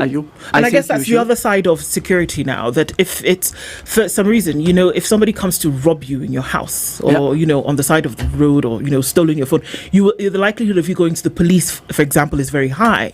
However, if you've been scanned online, if somebody says, send me 2,500 shillings, people do, then it looks legit and you send the 2,500 shillings, the likelihood of folks going to report to the police then drop significantly. Yeah, you're right. Why is that? Yeah, I don't know. I think maybe people don't, they feel ashamed, I think, quite a lot That of people. Is the biggest reason, I think that is the biggest reason, indeed. And sometimes, they feel like, hey, I've been stupid about it, I didn't know. And let's be honest, even if, just a very simple example, we were talking about the phone, the mobile phone, and to touch that button. You should not touch it. Now you're in the car. Yeah. Let's hope you were not driving, because you're not allowed to use the phone while driving. But now you're sitting next to it. You pass a speed bump, and up by accident you have pushed that button. Yeah. Oh, how stupid! Are you going to tell everybody, the whole world, this happened? You should do this. I think really it's not something to be ashamed of, but we should realize, this is a big problem, and we should create that awareness about amongst ourselves. But think about elder people that are not used to the devices. Think about kids. We allow the kids to be on the smartphone everywhere. And do you know what they are doing? Do you know really what's going on? That's how, a lot of these issues occur. So many examples pop in my head. For example, a kid who ordered a $5,000 TV for their parents. There are pig butchering schemes that are happening, funded by the military junta in Myanmar. We've got that Asian Triangle area, which is notorious for these schemes, Eastern Europe and things like that. Then you've got the localized criminals when you're wanakulanga fair. I'll translate that for you. These are digital criminals who pretend to be other people. Then you send your money. Now, in all of these things, I am trying to think of the particular danger that the Kenyan finds himself in. So, for example, if in Europe or the United States, they want to steal your identity so they can create credit cards and do card swapping, is identity theft the biggest issue in Africa? Is it just financial scams? Is it related to your bank account, or is it related to you sending money directly? Is it more personal? Someone texting me and saying, "Hi, this is Du. My phone is off. I'm in Uganda. Please send me 10,000 shillings." What are we seeing more in Africa, and how is it different from the West? Well, I don't think it's different from the West. I think you see it all. All these things you're happening in. That's the scary part. It's not just one single effort. Those are the things you see. But did you know that every electronic device has a chip in it and has software? There are statistics that 25% of that software has mistakes in it, and those are genuine mistakes. Just mistakes in when the software was developed. But there are sometimes also, let's say, on-purpose mistakes. Backdoors. Backdoors, exactly. And we are not aware of that, and that's the scary part. Yeah. Do you know? Do you know which software, which devices you're using? You don't know. If you have at home, for instance, a fiber optic cable, and it's hanging in the streets, isn't it? You see it quite often, and you have a fiber cut, and you think maybe, it was the monkeys that have cut it. But it's very simple. If you cut that wire, you put a very small device in between. Now I have all the data. Are we aware of this? How can you get aware? Because imagine that. Imagine that you just want to put up Wi-Fi in your house, or you've just bought a phone because you need to communicate. Really, it's not top of mind that somebody could be trying to compromise in one way or another. It's that I need to buy a gadget for communication. So how can you be aware? Yeah, that's a difficult one. So first of all, I think deal with official suppliers, deal with official service providers that are known. But even there, you have to be very careful. You mentioned now the inside jobs. Sometimes the inside jobs, think about banks. I'll give you 2 examples that happened last year, to me. Is where someone from the bank calls me and says, I'm so-and-so from the bank, there's a problem with your system. You have to reset your passwords. And this was for the company, so you have to reset your password. Can you please give in your login details and your password? And now you start to laugh at it, because obviously, what is your answer? How can I give you my password and my login details? Why would I? Yeah. Why would I? But even first, you think immediately, this is a big scam, isn't it? Yes, it is. Yes. Yeah. Now I check through our finance department. I have been called so-and-so, and obviously I didn't give all these details. I have been called by the bank by so-and-so with this. Guess what? The person doesn't exist. No, it's the opposite. The person does exist, and he they're does there in exist, the office. and he is working at the bank, and it was a genuine request. Sorry, it was a genuine request. Is that the way such requests should be made? Of course not. It's not. But now it starts to become confusing, isn't it? No, it becomes very confusing because then I contacted the bank. And one of the seniors, I said, well, I got this request. Oh, yeah, no, but it's from IT. He's a good guy, and there was a problem with this, so it was okay. I said, no, it's not okay. Now, I'm talking as the head of a security company. I said, this is not okay. Yeah, but it was genuine. I said, yes, that's what you think. And maybe the person was genuine at that point in time, sorted you out, solved the problem. But half a year later, something else is happening now to you. Okay. Yeah. So a lot of stuff to look into. And I want to look into then how you start to solve some of these things, if you must, or must you be on eternal vigilance, essentially. We're having a conversation this morning about rising cybersecurity issues and the fact that a lot of these issues come from within. So it's not the enemy external, it's the enemy within. Jules Delahaye is the CEO of SGA Security, and we're here having that conversation with him this morning. Mark. 1 million people, 150,000, 267 million. Yes. I'm crunching numbers here. 267 million is the amount of loans that have been given to startups by the KCB to Ajiri program. So what am I saying? The biggest thing that I have heard many times when you hear young men and young women, including myself, is where do I get capital to self-employ myself? What do I do? Even if I want to be a consultant, I need a computer. If I get a computer, I need an antivirus because I listened to the gentleman with a J in his name. So how do I, as a person, get to succeed in business? The answer is KCB to Jiajiri program, which gives young people the opportunity not only to be trained in their vocation, but to be trained as business people, how to brand themselves. And they're basically available across the country. They try to make sure that you can be able to go to your training and still go back home. They give you full scholarship. The only thing they don't sponsor is your transport to and fro. Transport unaweza tumia miguu. So KCB to Jiajiri become self-employed. Exactly, and making things happen for folks who need them. All right, we're going to take a break and we continue after this. Remember that we're doing this break with Delamere and all your flavors from lemon and biscuit to pear caramel, real strawberry in the strawberry flavor, and real vanilla pods in the vanilla.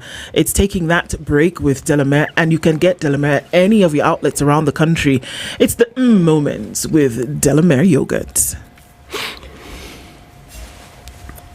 This is the Situation Room, the only way to start Some your day. days just have you feeling, you know the ones. Very few aha moments. Just moments.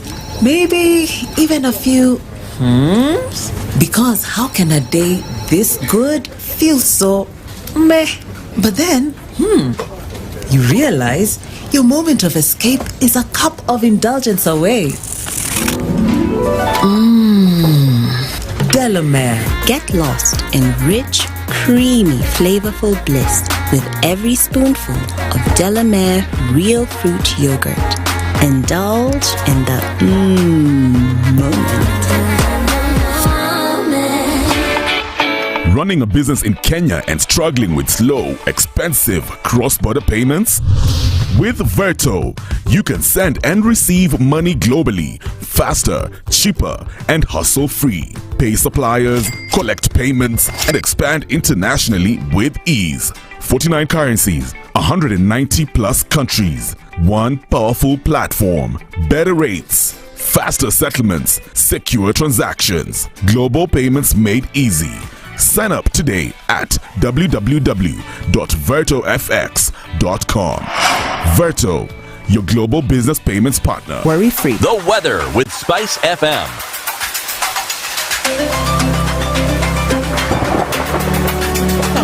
Nairobi 16 degrees, and at 14 it's sunny in Nakuru, 14 and sunny in Nyeri. Eldoret at 15, sunny conditions going to highs at 27, while Mombasa is sunny at 26. Malindi at 27 is sunny, and we're looking into a sunny Kisumu at 20, sunny conditions at 18 in Kakamega, and at 19 partly sunny in Kampala, while Dar es Salaam at 28 is sunny. Johannesburg at 19, partly sunny, with Mogadishu partly cloudy at 27. It's 14 and sunny in Addis Ababa, while it's clear in Lagos at 27, mostly cloudy at 25 in Kinshasa.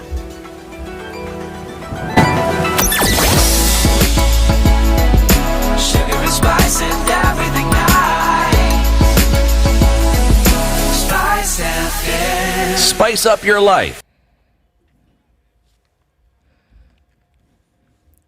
Okay, so still in traffic hour and quite a busy morning as you get into Wednesday. It's hump day, getting into the rest of the week. Taking a look at what's happening coming off a Thika Superhighway, which was a little bit crazy earlier. But that seems to have reduced significantly as you then get on your way towards Survey. And also on Kiambu Road, we're still seeing some of that traffic there this morning. A quick look at Kangunda Road. And coming in from Jiro, there's a lot of traffic as you try to approach Outer Ring. And on the Eastern Bypass, it's now at least been reduced to just going towards North Airport Road and then connecting with what's coming off of Outer Ring. Mombasa Road from Capital Centre, it's going to slow down and bumper to bumper through towards Uhuru Highway. Let's keep an eye on, see what happens as we get closer to 9. Shall we talk? Let's do it. SpiceFM KE on X, hashtag the Situation Room. Mature, intelligent talk every morning. Spice up yourself.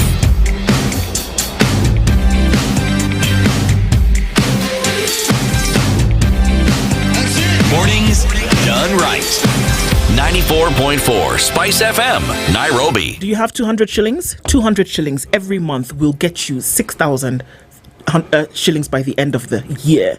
And that's enough for you to start when you have a hospital bill. You don't want to take a loan. You don't want to disturb people. You don't want to hope that the person gets better. No, you want to have money on your platform available, and Jubilee Health Insurance says we'll take it lipa pole pole, and you can start to access your health needs immediately. 200 shillings a month, or rather a day, is enough for you to put that kind of money aside, and then you can move on towards health. 40634. Send health to that number, and somebody's going to get back to you with all the information that you need. Take that step with Jubilee Health Insurance today. Jules Delahaye is our guest this hour, and we're looking at, security and saying, okay, all of this is combined. And I've seen a couple of things whereby understanding the reason behind why there would be breaches. There's somebody who's after something, information, kind of data that would help them, money, obviously. And then understanding that, does that understanding then make it easier to protect these boundaries that we speak of? Absolutely. I think, and that's what it's all about.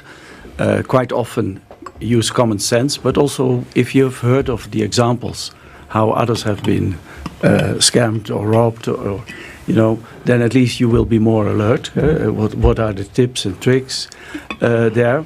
And let's also make a distinction between the smaller parts, the smaller, the phishing mails, etc. Those are part of quite big schemes. But there is also more, on individual level, but also at company levels. Create that awareness, have strict rules, have clear. Are you monitoring your passwords every day? Are you changing them frequently, for instance? Are you protecting your own data? Does it feel right if somebody asks you certain very detailed questions about your account? A bank, I gave an example, but in reality, of course, a bank will never ask those questions to you. They don't, even not by email, not by phone. So if somebody does, already there is something going on. So use your instinct on one hand, but also it is important, like the media, have more and more attention for these challenges and problems. And don't forget, there is a big group. We are talking maybe, some of it seems small, but in reality, those are big programs. But don't forget, there's also the more aggressive ones. Those are very big criminal organizations. Is cyber attacks. Now I'm attacking your system. Yes. Ransomware. Now I'm blocking your system. I get into your computer, I block it, you can't use it anymore. Now maybe for an individual there might not be too much on it, but for a company, if you have heard some of the scams, and you're right, even where an individual is ashamed to make it public that they had been part of a big crime. What about a bank or the government? Are they open about this? Yeah. Are they willing to say, hey, we are unsafe? And that's a challenge, because I think they should be open about it, not telling, of course, all the details of how it happened, etc. in one end, but at the same time, also creating the awareness that to say it's that it everywhere. happened and not necessarily what happened. Okay. Or not in detail. You would still, because I think from every single incident and accident you can learn, and I can tell you from many insights, it's done in a very clever way. It's not just you think you're stupid, but at the end, if somebody tells you, gives you all the data that you feel they can't know it unless it's reliable. It must be the right person. It must be my relative, because otherwise they don't know. Yeah. But that's does the it then clever not part. speak of a certain type of personality or individuals and the way they think that plays into this? Because there are those who scam, and then there are those who are scammed. Yep. Now, for you to be scammed, what sort of person must you be? If you must. Before he answers, I want to give facts of the day. Okay? Do you know what percentage of passwords are numerically simple, like 1, 2, 3, 4? Oh. 31%. Yeah. Right? Exactly. Then, fact number 2, do you know how many people whose password is the year they were born? Another 30%. Exactly. Do you know people's most popular security question? What is your mother's name? Maiden name. Yes. Maiden name. So, what is the name of your daughter or your son? Yeah. So I go to Google. I Google City Muga, born 1979. No. So that's a different city. Okay, go on. I was talking about Christopher. Christopher Timothy. So then I see your mother's name. Yeah, exactly. I go and try. First I try 1, 2, 3, 4. Then I try 1979. Then it asks me security question. And I say Jacqueline Muga. Bada bing, bada boom, I'm in. So the person might not be gullible, but they're just security unconscious. And think about AI now. Now, with password, and if you have simple passwords, you run a program, and in less than a minute, you will be hit if you don't put a bit more intelligence into the password, and if you don't change it frequently. So you have to do this. And of course, it's bothersome, well, nowadays quite more severe programs or softwares require more complicated passwords. You can't use those names, or you can't.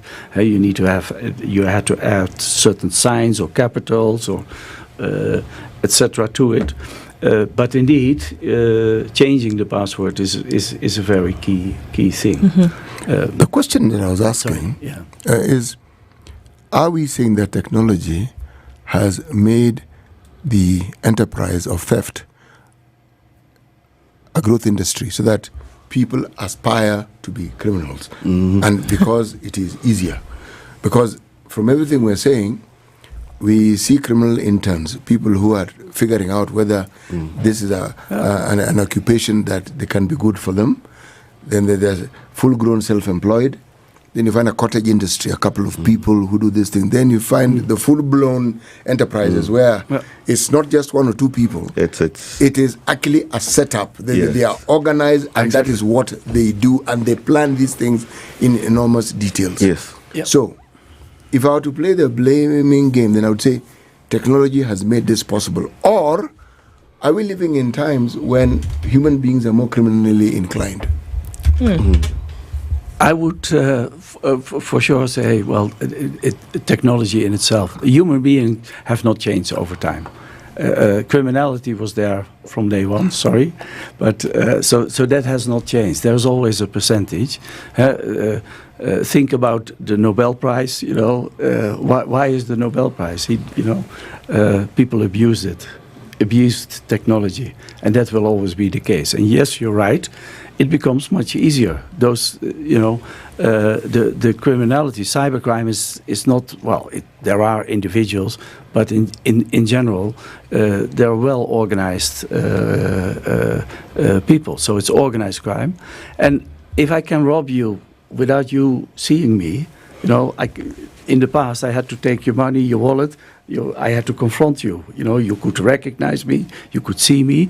If I now hide behind a fake name on social media or in an app or in a website, or, and I pretend that I'm somebody completely different than you think I am, it makes it already difficult. And actually, I think you asked earlier, is it something specific for Kenya? Why do we think the criminals come from Kenya? They could come from all over the world.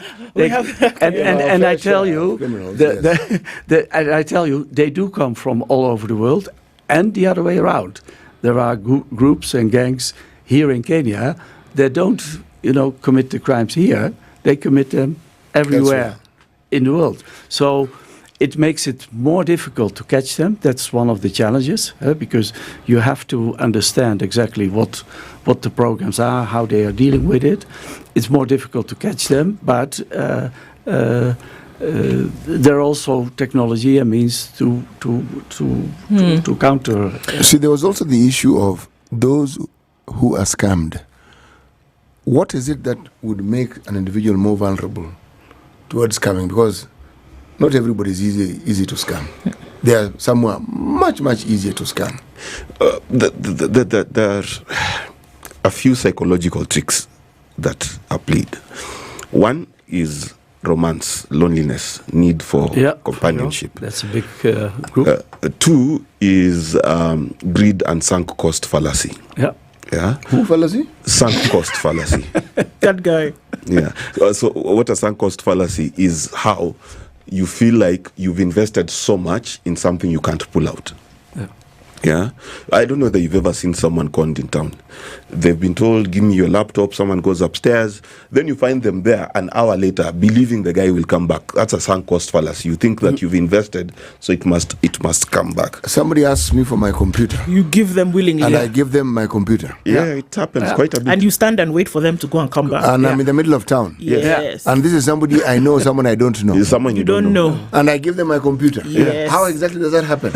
I'm telling you, miracles happen. So for example, they can pretend that they picked up a big bundle of notes, right? then they tell you, come we share.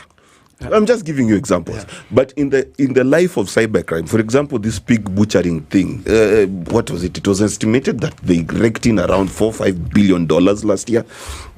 This is stuff that is being done at government level. Like there's a whole country whose army is paying for its bills using these schemes. So it's actually quite a number of people, surprisingly, despite the number of things that happen. And then work emails are even worse because, you see, they're not your personal emails. So your work email, the admin gives you a password, you never change it, you never check it. Then one day someone calls you and tells you, check email, I need you to forward an invoice, right? You look at it, it's from ABCD Bank, it seems legit, you hit send. Then suddenly you have legitimized a fake invoice because, so it depends really on the I'm asking the question. I am hearing you explaining it, and it goes back to the psychology. What sort of individual is likely to be scammed? Because you asked me for an invoice, and I don't even have anything to do with that process. Let me give you an example. Let me give you an example. So on this show, we could have one of our clients, Bichachi Shoeshine, right? And Bichachi Shoeshine writes to you and says, remember the thing we did last year? You're like, yeah. So there's a refund that we expect. We discussed with Joyce, and Joyce, and I'm sending you an email, just confirm that we did do a show with you last year. So for you, it's confirming you did a show. But to finance, you are legitimizing that particular email. I'm with CT here. Maybe Jules, you can shed some light on that, because the way in which things have changed over time, that there's several factors of verification that you would have to go through in order to verify a payment, for example. Gone are the days when you go and tell somebody, CT has called finance and said, by the way, I've verified, and then somebody will go and pay because CT said I've verified, they came on the show. What is the likelihood of that happening? So it goes back to the psychology of the person being scammed, and also the psychology of the person doing the scamming. There must be something else that we are saying is there for you to be able to pick up on. Yeah, I think you have all the varieties. You can pick. Sometimes it's indeed basic tricks. Are indeed to give you comfort. The person knows you or pretends that he or she knows you. Pretends they are somebody else, so feel comfortable. They give you some facts that you think only a trustworthy person can know about me. So that is one part of it. The other part is indeed, if you look at employees, quite often because there are within the company, they feel comfortable, they feel relaxed about who they do. How often, ask the question. Would people give their password, their access to a colleague whilst they're away, or give the access card? Access card, or something like, can you help me out? Or I forgot my access card. Can I give it to you? Very basic things. You don't think about it, but those are all security issues. Okay. They all create, and criminals are observing that. They are really clever about it. So in terms of what they're observing, because then I see that the development of technology then is a bane of all of this. Because as we get into more intricate developments of technology, then the doors are opened even wider for some of the threats that we see, isn't it? Yeah. That even with, like, on some of our social media, the 3-factor verification issue, that you have to go through 3 stages before somebody knows that it's actually you.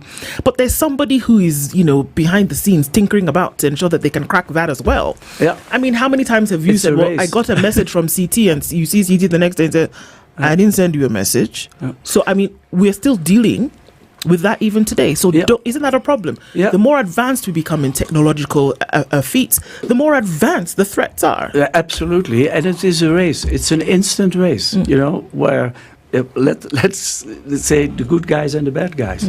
It's that's what technology is about, where in the past it were very simple means, very simple crimes. You could with simple means also protect yourself. And now it becomes more and more important. We have a saying, in our company, we do, besides We do also cash in transit, and we do vaulting and whatever. And I used to give the example, if I would use the corner of the room and I would staple it with banknotes, then in the past I could argue, okay, let me put 10 or 100 guards, armed guards in front of that, and they would protect whatever is there. Nobody would dare even to get there. But now I changed that corner, those banknotes, with a computer server. Those guards don't make sense. What can they do? They can't protect what's in there. And actually the value that is in that server might be 1 million multiple of what is there in banknotes. So even the magnitude is much bigger, and that's what technology, on one hand, AI, it's a good thing, but it also becomes a scary thing. And so we need to protect ourselves and be aware of those threats. CT, if you imagine how much bank robbers stole last year in Kenya, what amount would we say? Bank robbers. Yes. Yeah. You must understand that when you ask me about bank robbers, I think of people going to the bank. Yes, those ones. With handkerchiefs around their noses. Yes, exactly. How much would you estimate we lost in bank robberies last year? I don't think it was much. Yeah. Well, maximum you can ever imagine per year is maybe 20 million, if it's an extreme year. 20 million is extreme. I was just going to say. Yeah. Yes. Well, how would you carry that money? Now just hold on. Do you know how much was lost, according to the Communications Authority, on cybercrime in the same year? No. 10.7 billion shillings. Yeah. Banks, I hear from apocryphal sources, so take this with a pinch of salt, lost 4 billion last year. Which means they lost more. Because I was just going to say, these statistics tell you maybe 10% or even less than 10%. Yes. Given the nature of that business, you cannot openly say you have to understate what it is that you lost. Exactly. Yes. So what we're talking about in cybercrime in Kenya alone is a 10 billion shilling industry. Let me ask the question. How many of these were employee related? Oh, good so question. So apparently it's 80% of those. It's 80% from within. From within. Okay. So it's the bank side is a bit different because you got one attack from Eastern Europe and that kind of environment. Then you've got the internal employees who give access. Now, that number is slightly different because it could be 80% are done locally, but the bulk of the money is stolen elsewhere. But don't they need locals to enable them to do that? Not necessarily. Yeah. Well, both, but I'll give you an example which happened. Let's take the example that didn't happen in Kenya, but of course can happen anywhere. Those really, the big criminal organizations, they're well organized. They're multinationals. Yes. So what they do, and there are examples there. Now you have an organization, you have your own IT department, and you are well organized, you think, and now you have a vacancy for somebody at IT. And now somebody applies to it, and you have a candidate, a very bright candidate, and they get into it. They start as a junior. Now they get a bit of access, but not to the main things. They get a bit of access. Now, clever enough, they create a challenge, and now they sort the challenge. Yeah. Now you feel, oh, that's a good guy. He can be trusted. And that's where the breach comes. And that's where the breach comes. There's Trust a lot, There's a lot for us to keep our eyes open about, even as we continue with this conversation. So, Jules Delahaye, we want to thank you so much for being here with us this morning and looking into some of these issues and what the threats could actually be. Asante sana until we talk again. You're welcome. Good morning. It's 9 a.m. Thank you.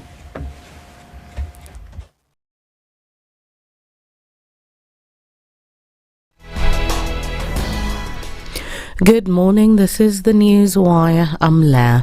Ubango Westlands MP Tim Wanyonyi has upheld the court's ruling that the Azimio coalition had the majority in Parliament. Speaking with our sister station Radio Maisha, Wanyonyi said Parliament is currently degrading or going against the law by failing to comply with a court order to make the Azimio coalition the majority. na hivyo ndio wanafikiri alikaid speaker kurule, but unajua sisi tulidisagree kwa sababu kutokana na vile mambo yalikuwa imekuwa kutoka ya uchaguzi, sisi ndio tulikuwa na watu wengi. Na mimi nataka kusema hivi wa Kenya pia wajue ya kwamba it is not always good serikali ambayo iko mamlakani ikuwe na wabunge wengi bungeni.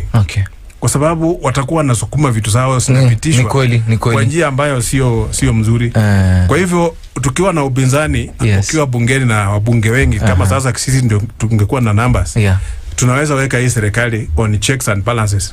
He has called on National Assembly Speaker Moses Wetangula to resign as Ford Kenya party leader, saying that he is serving against the law. Kutokana na hiyo uamuzi inasema ya kwamba speaker lazima achiondoe kuwa kiongozi wa chama hiyo ni sheria ya kwamba kama unashikilia cheo kwa mfano cheo cha uspika hautakani kuwa na mamlaka ingine yoyote. Kwa hivyo hapo nafikiri mahakama wametoa uamuzi kupitia huo mwongozo, kwa sababu wanaona speaker bado ndio kiongozi wa chama cha Ford Kenya, so lazima angatuke alafu ndio akuwe speaker, akuwe anakuwa neutral, akuwe anakemea upande wote. Well, this even comes as Wetangula will this afternoon make a ruling on which side between Azimio and Kenya Kwanza has the majority in Parliament. Serehe MP Amos Mwago has threatened to introduce a bill to remove National Assembly Speaker Moses Wetangula from office if he fails to resign. Mwago has alleged that Wetangula failed to make the right decision regarding the leadership of the National Assembly, as well as lacked wisdom during the passage of various bills, including the 2024 Finance Bill, which led to massive protests and even, attacks on Parliament buildings. The Nairobi Anti-Corruption Court is expected to deliver judgment in a graft case today against former Kiambu Governor Ferdinand Waititu, Susan Wangari Ndungu, his wife, Luka Mwangi, former transport manager, alongside Charles Shege, Beth Wengeshi, and Testimony Enterprises Limited, Psycha 2 Estates Limited, and Benvenue Delta Hotel are being charged. According to the statement by the Office of the Director of Public Prosecutions, they were charged with irregular awarding of 588 million shillings worth of road tenders in Kiambu County in February 2018. A 35-year-old woman is believed to have killed her 3 children before she died by suicide in a tragic incident in Githogoro slums, Runda, Nairobi.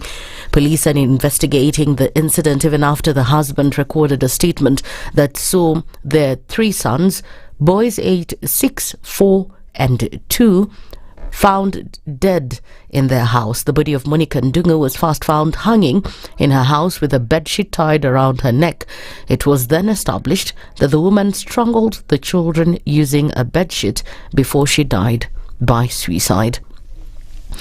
And over 200 families in Bidi villages, Trans Nzoia County, will benefit following the launch of a project to connect their homes to electricity. Area MP Ferdinand Wanyonyi said the project will boost businesses such as poultry farming, as it will become modernized and enable students to study and do extra homework assigned by teachers, enable youth to work online, as well as address matters in security.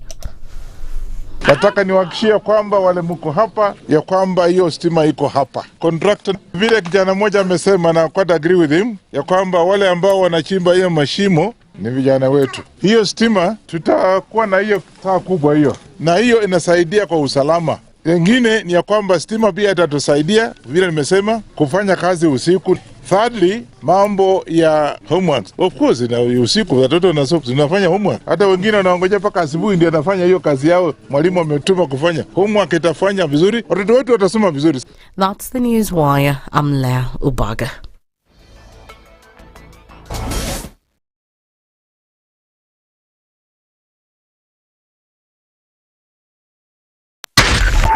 .4 Spice FM, Nairobi. Medical emergencies don't wait for payday. So why should you? Picture this. You or a loved one falls sick. The hospital bill, sky high. The stress, overwhelming. But with Jubilee Health Insurance, you don't have to panic. Affordable health covers from just 200 shillings per month. Lipa pole pole. Get covered now. Pay in easy installments. Access to over 800 hospitals plus telemedicine and free drug delivery. SMS Health to 40643. Call 0709 949 000 or visit www.jubileeinsurance.com. Jubilee Health Insurance. Your health, your peace of mind. Mature, intelligent talk every morning. Spice up yourself.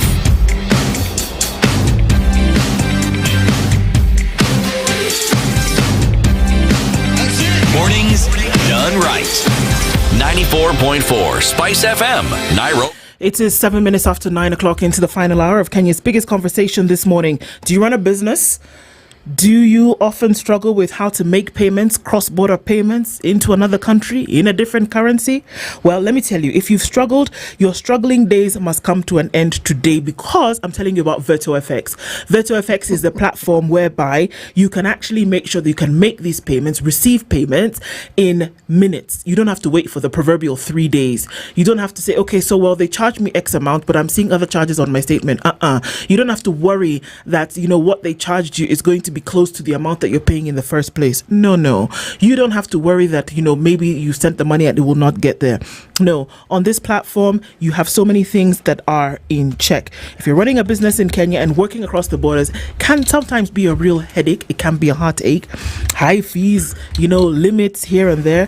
But you can access liquidity, their faster settlements and better exchange rates, all while moving money seamlessly across multiple countries. 190 countries available, 49 different currencies available. So whether you're paying your international suppliers, managing your treasury, or handling payments for your customers globally, Virto has you covered. It gives you the tools to send and receive money across countries in different currencies, and it also gives you peace of mind for secure transactions. CT, when you're sending those millions as your business today to the next, VirtoFX, go to the website www.virtofx.com. See me, I'm giving you solutions.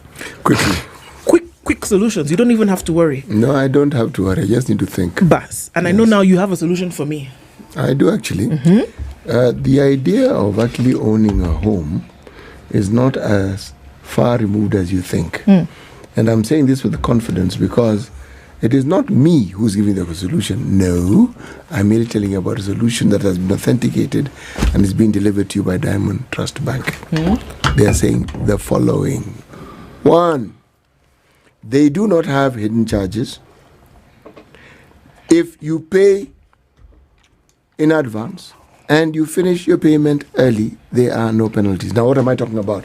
I'm talking about a mortgage facility that will be charged at 9% or 9.75%, depending on the length of time. 10 years, 9%. 25 years, 9.75%.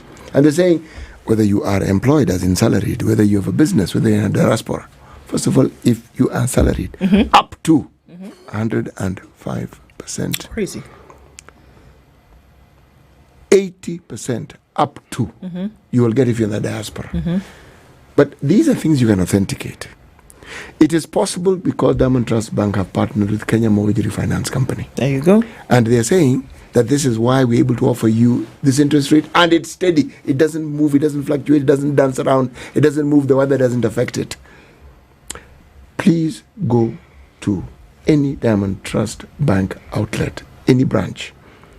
Ask the same questions and you will get the same answers and the same response I'm giving you. If you don't have the time, you can email them at mortgages@dtbafrica.com. Beautiful stuff. All right. The Member of Parliament for Wajir South constituency is the Honourable Mohammed Ado. And guess what? He's in the studio this morning. He tried to run, but he cannot hide. Find him. He's here now.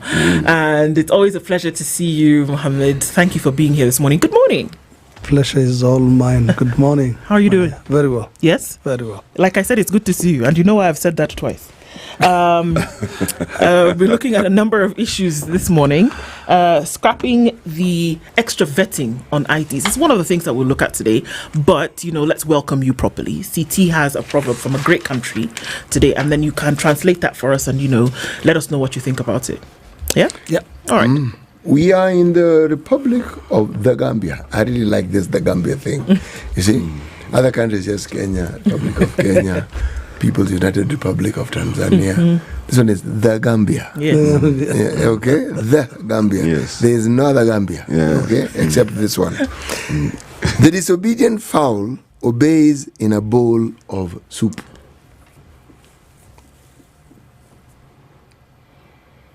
The disobedient fowl obeys. Yes. Finally. Replace fowl with chicken. Yes. Finally, in a bowl of soup. Abbas.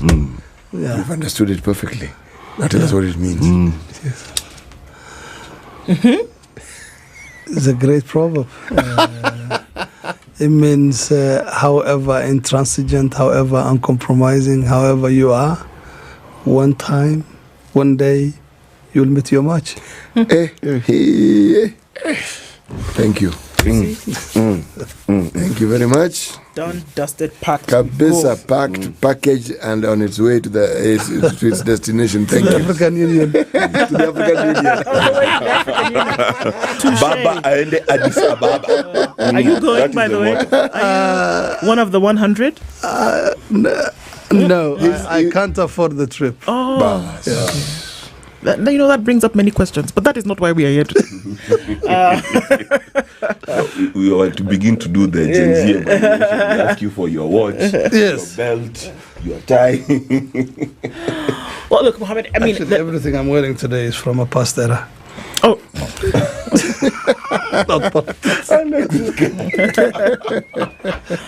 Why didn't you introduce me before? Well, it's the first time for everything. Look, so as we get into a number of conversations, I'm just coming off of the last conversation that we had with you, where we were looking at some things and we talked about, underdevelopment in certain areas, where we talked about, where is the, money in terms of, shareable revenue that has gone to some counties. Let's talk about Wajir, just as Wajir itself, and that who's responsible for making sure that the money that actually goes out is actually doing what it's supposed to do.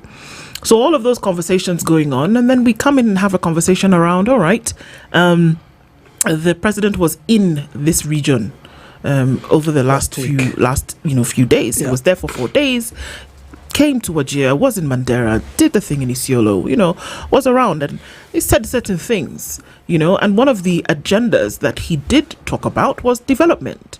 The famous one that's going around now about, the road network, and he said he was going to sort that out. It is one thing that has been the bane of, these counties, that the road network is deplorable. Yes.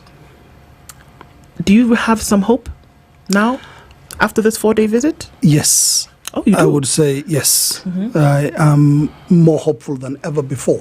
As a result of his visit? As a result of the visit, but also the policies the president is adopting in dealing with northeastern region or the northern region as a whole. Mainly because this is a road we've waited for 60 years. 60 years, the counties of Wajir, Mandera and Garissa have not been connected. And today we're looking at the opportunity to finally link those counties with a road network. The contractors have already been identified. Parts of the road were part of the public-private partnership to begin with. That model could not work. Now they've turned that into, they've removed the annuity or the PPP program and now have identified contractors to do. And I would say the biggest chunk of the road from inside Wajir goes through my constituency. The parts you always hear about Modogashe to Samatar, that's my constituency. Yes. And then Samatar to Wajir is also in my constituency. And we believe once that road has been achieved, I know it's not going to be an overnight thing, it's going to take time. We believe opening up the region will open it up for trade, will open it up for business, and would really show that potential that we've always talked about of the region, right, in contributing to the GDP of this country. We have the livestock, we have the human resource, and our land is good for cultivation, as proven in Wajir South with 7 model farms in just the past 2 years, something that's pushing down household expenditure and the prices of fruits and vegetables in the constituency. People now growing their own fruits and vegetables. That is one part, the road, and the potential it has to open up the region for business. The other part is also changing the mind. There seems to be a change in mindset on how to deal with the people of that region, not as people who should be feared and who the government should be suspicious about, but rather bona fide Kenyans who should be allowed to join mainstream Kenya. And that action the president took in Wajir, when on the day he was there, signing out or scrapping vetting for ID cards. That was a huge move, which was really welcomed across the board in the entire, not just in northern Kenya, but also all border counties in Kenya, where that's been happening, but with a special twist for the Somalis when it comes to the northeastern region. Let's go into that a little bit, shall we? Because we come to, and in terms of promises of things that were being said would be done, it did start off with the road network, and then, this scrapping of the extra vetting did come in and has thrown everybody into a tailspin. So what exactly was the issue with vetting of IDs for folks in this area previously, before we come to now how things would change with the president's pronouncements? Well, I'll say the vetting process was one of the most undignified remnants of the policies the Kenyan government has used over the years to deal with the people of northeastern Kenya, particularly. Yes, vetting happens in everywhere the border areas in the 5 of the 5 countries that we have borders with. But the vetting that happens in northeastern was a bit more nuanced, more rigorous, to the extent that people who were bred, whose parents were born and bred in Kenya, have been denied ID cards. I have cousins, nephews and nieces that I took to university through my contacts because they would not be allowed there because of ID cards, and who finished university and could not get jobs because they've been lacking the ID cards for many years. And that is the situation that is happening across. Rigorous vetting processes at where the application is taking place. And even when your form is accepted, it has to go through the National Intelligence Service and the DCI. And sometimes it takes years for someone to get an ID card. And sometimes you may never get it. All because you are Somali or you look Somali. Why is what I'm still trying to understand. It's that fear. if somebody says that my parents are Kenyan and they're born here and you have the relevant documentation, or are we looking at cases whereby they wouldn't have the relevant documentation in order to prove? No. People will present the birth certificates of their parents. They will present the ID cards of their parents. They will present their school certificates, a letter from the chief. And maybe an oath from even the ancestors, with the elders sitting there, positively identifying you as somebody they know, but still, something gets stuck somewhere, and you go without an ID card. I mean, every other week I'm taking people to the headquarters of the National Registration Bureau with young people looking for their ID cards. I mean, for us, it is a really huge matter. And that is why once the president scrapped that, there were celebrations. In fact, I was likening it at some point to, people in Northeastern getting another Independence Day, with that single action the president took. What is the normal vetting process that is documented and that is legal in this country? What is it that is required when somebody wants to get an ID? Look, when you are applying for an ID card, you have to come with a letter from the chief. Yes. That happens across the country. Yes. You are also supposed to be positively identified by the chiefs and the elders who are there, as well as the government officials who are seated as the vetting committee. And you're supposed to fill the form, and then you're supposed to go through a process where, there are different layers of vetting that goes on. But once the forms live there, you have absolutely no guarantee whether you're going to get your ID card or not. Because it goes through the National Security Intelligence, and it takes, for those who are lucky, it takes months. For those who are not, it takes years. Do you know what is strange? And sometimes never. Even the acquisition of a passport used to have such problems. Because you would go through all that entire process. The moment the thing was taken to, what did we call NIS then? Special branch. Again, you did not know what would happen. It was never a simple process. Now, I'm interested in understanding. The normal process we understand, a birth certificate may be required, attendance in school may be required, but what are the extra vetting requirements that Kenyans of Somali ethnicity were subjected to? Look, our major problem is not with going through that process. No. That's not what I'm asking. Our major I'm coming to your question. What we have a problem with is we're being administered with policies and processes that do not adhere to other Kenyans. Again, I am seeking to understand. Let me repeat myself. Yes.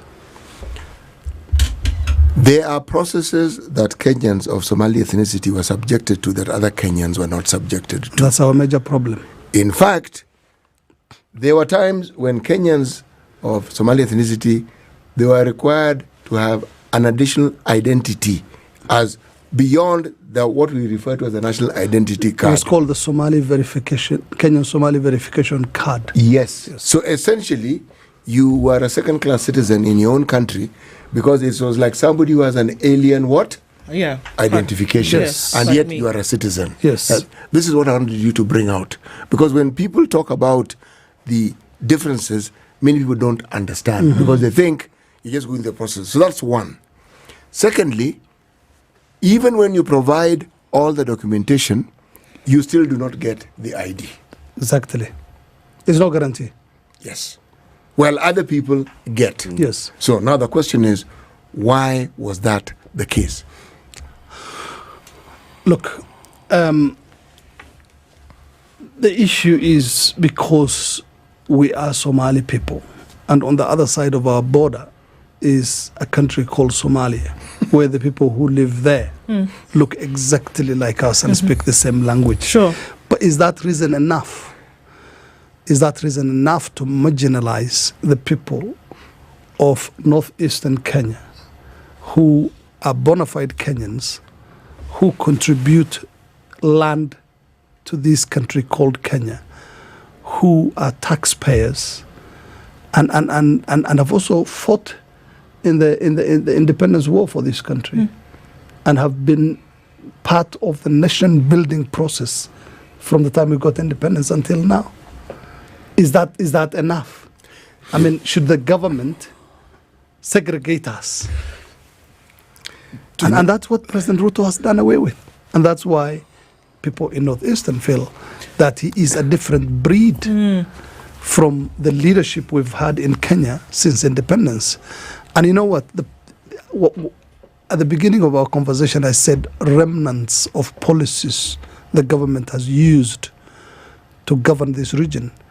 There were instances in the past where the only interaction we had with the government was, soldiers coming to burn our villages and kill our people. There have been massacres, the Malkamari massacre in Mandera. We had the Wagala massacre in Wajir. We had the Garissa massacre. And so many atrocities. Communal punishment, collective punishment was one of the policies the government used. But over the years, with democracy and multi-party politics, and the new constitution of 2010, things improved somewhat. But there were lingering policies, such as that one. And another one, which is the failure of the governments to do away with the Indemnity Act, which indemnifies those who carried out the atrocities in Northeastern. Mohammed, may I ask you, so the extra vetting that cap has been removed by the president, essentially, I'm sure there'll be a lot of policy work that needs to follow. But then how would it work now for folks, because you mentioned two things, that there are folks on the other side of the border who look like us and they speak the same language as we do. How then it's easy to cross, just like with any border, anywhere in the world. Absolutely. So you cross over, there's no line, you can just cross over. How would you be able to then ensure, and this is another question that came up after that, how would you be able to ensure that you're not just giving IDs with the extra vetting removed to people who are not Kenyan? Who look like us and speak like us? The onus, again, is on the people of Northeastern to ensure that this removal of the vetting process is not abused. And again, it doesn't also mean that there will be, that we have chiefs, we have government officials who are involved in the processes of issuing these ID cards. They also have to go through, they have to ensure and carry out, any requirements that are necessary to ensure that no foreigners are given. But again, why don't we just go through the same system other Kenyans are going through? If somebody has presented his birth certificate issued at the time of birth in a Kenyan hospital, the person presents the birth certificates of his parents, presents the school certificates. Is that not enough to know that he is a bona fide Kenyan? We have other documents. Okay. And can be all positively identified by the chief, who gives him a letter and says, I know this person. And that should suffice. Of course. Okay. Just two questions. First, you're right. There's been quite a lot of historical issues. If you go back to the 70s, there's the whole Shifta War. There's whole Somalia, when it had desires in Somalia, the state, not the people, had desires in Ethiopia and part of Kenya. There is Zividism. Then you get to the 2010s, you've got the whole Al-Shabaab thing and things like that. And extrajudicial killings. And extrajudicial killings and things like that. So there's a lot of history that is not so positive towards the north on both sides of the divide. Now, the question that lingers is two. One, how big, what percentage of young people seeking IDs are not getting them? And B, you said a very powerful thing. You said that the community needs to be in charge and needs to step up, because the government really cannot make sure that everyone being registered is local. Kenyan. Yeah. But at the same time, please speak to, because these are the same communities that are targeted by terror attacks. Schools are closed, chiefs are abducted and things like that. And the whole process of identification, and I'm not talking now just about the ID document, I'm talking about identification. So for example, in Luyaland, my name is Bichachi.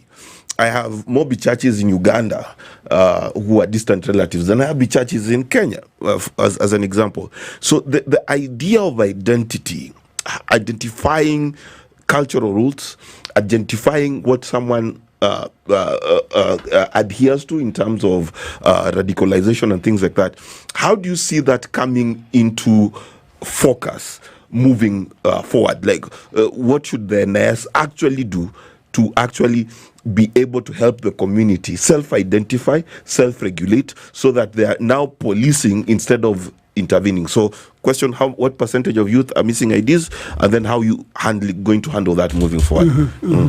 Look, in terms of how many young people are missing out on IDs, a great number are missing out on percentage. I don't have the statistics, but Ballpark? a big 5 number. out of 10, 6 out of 10? No, almost half. Wow, that's big. Almost half of those who register do not get, if not more. Because of this issue? Because of the vetting process and also the delays that, at some point people give up. At some point people give up. You will see a 60-year-old Kenyan Somali who has never had an ID card. It's quite, a common thing to see. So a great number do. So many people are missing out. Number two, how can the community take part in ensuring that this process is not abused? That's your question, if I paraphrase it. Not necessarily abused. Yes. Because you see, when you say abused, you automatically assume negativity. Yes. The process of identification is not just about someone is Somali. It's about it's criminality. It's very rare. Yes. For somebody from Somalia to be able to present their birth certificate, the birth certificate and ID cards of their parents. Very rare. But that's not my question. My question is actually totally different. Yes. I moved from the ID question because I think that's a right? If you're born here, you cannot be born with suspicion. Yes. Of you're born here. And that's what we've been. So that's how it's been. That I've moved completely out of. I'm speaking about the security, and perhaps I should frame it this way, right? I did some work with the NCIC in Moyale, and one of the problems, one of the clans had fights. Okay. And I remember one of the elders came to speak and said it is wrong for you to say Clan A is fighting Clan B, because it's not all of us who come out of our houses to fight. We know there are XYZ people, and he said one is a politician, named him, another one is this, he's the one who's funding this. So when I talk about identification, I'm talking about taking from the point where you're saying that the community is taking responsibility. That's a key thing. Just the same way as the Nyumba Kumi concept is saying, I am neighbor to CT, I should be aware whether he is selling illegal buffalo meat in his house. So I'm saying, how do you see that? Aren't we doing that already? No, that's what I wanted to hear. The Kenyan-Somalia border, 700 kilometers long, yes, is probably the most porous border. Yes, in the region. Yet, the incidents of people crossing over to cause havoc have been quite few compared to how porous it is, because the people are working with the government. Okay, we have been the first line of defense for Kenya for a very long time. So you use that word. You use that word defense, and that's one of the issues that comes up, isn't it? That we cannot run away from the fact that there have been security issues. There have been security issues, and that is what lends greatly to the issue of the vetting, not necessarily because of marginalization or that there was a disconnect between the northern part of the country and other parts, because does this, and I'm going to the question, yes, where does the security issue come in all of this? That the questions connected directly with the porous borders that you've raised just now, where does all of that play in line with the security issue? Any border, however porous or not porous, can present security challenges to any nation anywhere. We're not the only community that spills over borders. That's very true. How has the Kenyan government dealt with other communities in a more dignified way? Why are we being subjected to the indignity of vetting when we believe we are part and parcel? The question I would ask, why do we have to go through all these hoops and loops? The question I would ask is, if you're talking marginalization, That's where I would begin. And I would ask, when we talk about the coastal region and the people who are there being marginalized, are they marginalized the same as the Somalis? The answer would be no. They share certain commonalities, but they are not.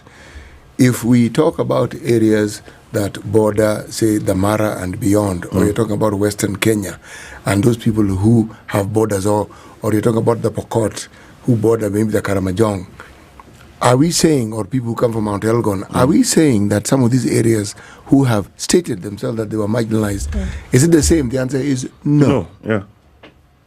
And yet, all these areas have people, they share commonality of ethnicity with people across the borders in the other country. So you've spoken of Moyale. The people in Moyale are predominantly Borana. Gabra. That's them, okay? But why is it that we do not hear of the same? And yet that entire region actually experience what you call marginalization, economic marginalization, and probably any sort of marginalization you can think of. That narrative must have been pushed by some people. Exactly. And you can tell that narrative is holding water when you look at the reaction of many Kenyans after the president's move to scrap vetting. Let's take a break on that amount note, of xenophobia that was poured onto social media platforms was out of this world, and only shows that this is more systemic, more, And do you really believe that is the only issue? Why it's a xenophobic issue, as opposed to some of the other things that have come about? It's fear-mongering. And I know that Somalis are taking over. You've seen it in churches. You've seen it with the politicians, who prescribe to Rigathi Gachagwa's mentality. Talking about it. I mean, we can bet also that, one of the major issues that comes is one I've mentioned before, because we cannot run away, as tender and as sensitive as it is, we cannot run away from the fact that when we look at very many activities, and we're not even talking about the Kenyan side, we're talking about the Somali side. We're talking about the fact that insecurity has been a major issue, where we want to look at things like Al-Shabaab, when we want to look at terrorism, where KDF has been stationed for years, that is an issue. And somebody wants to ask the question and say, are we then opening it up for anybody to come into the country? And I think that is one thing that, again, as sensitive as it is, we cannot run away from. Can I also add on to this and say, before we went into Somali, many of these problems we had, we did not have. Nope. We did not. No, we did not. We had problems, but not of the nature that we see.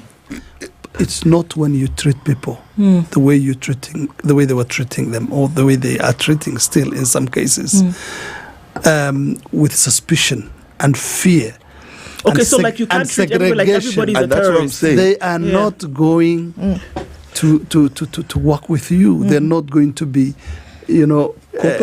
cooperative and all that. So we're saying it's the wrong way of dealing with people. Okay. It's when you bring people in to the mainstream society and make the community feel like it's part of a solution, not treat it like that is when we will defeat those who want to carry out these attacks and foment. Let's look into that a little bit more in terms of solutions, because if anything, we must have a solution-oriented conversation, and the community has to come into this conversation here.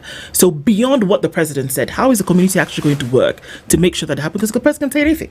He can say anything, but in terms of making it work moving forward, something totally different. So let's take a break on that note if we can. Wajir South Member of Parliament is our guest this hour, and we're looking at the scrapping of extra vetting in the northeastern region of this country and saying, okay, so what does it mean moving forward? Before we take that break, Mark, remind us, numbers, 1 million people into the job market every year. In fact, those 50% of Northeasterners who are going to get their IDs, there's a brilliant opportunity for them waiting via KCB to Jiajiri program. Exactly. So they can get TVET access, Mashimiwa. They can go be trained, upscale their skills. When the road shows up, the businesses that they can set up, they need to join this program so that they can learn not only to see the opportunities that are coming, but to prepare for them and use that identification that they can get to be able to be self-employed and create employment for their friends via the KCB to Jiajiri platform.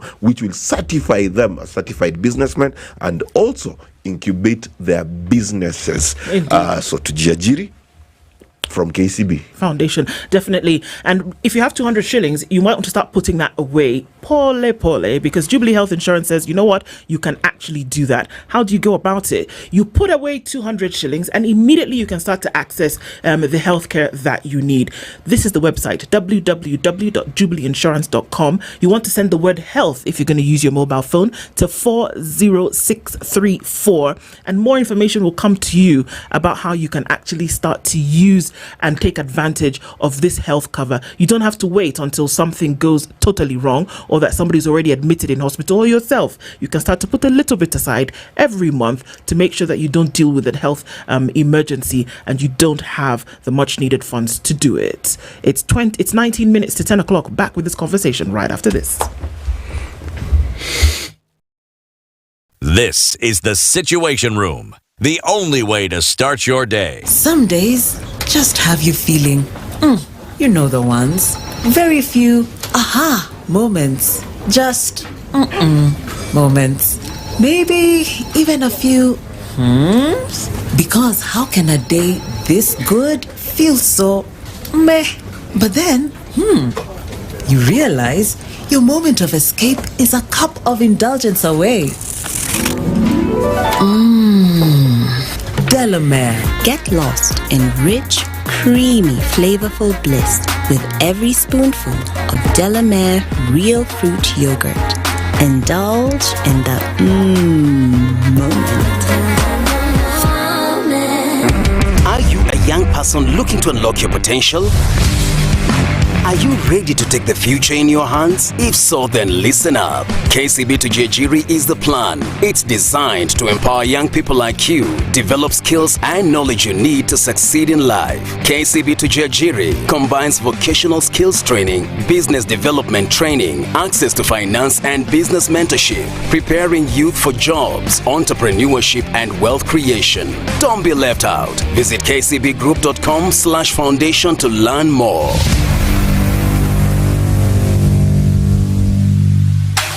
The weather with SpiceFM.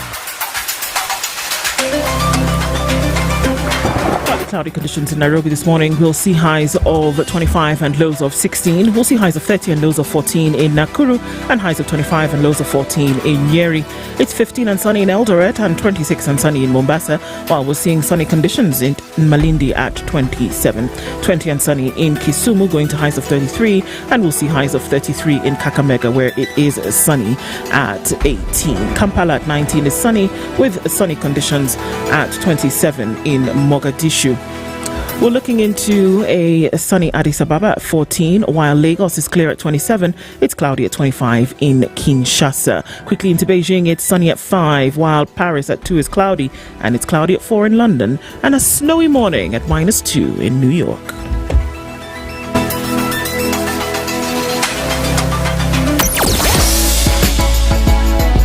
Sugar and spice and everything nice. Spice up your life.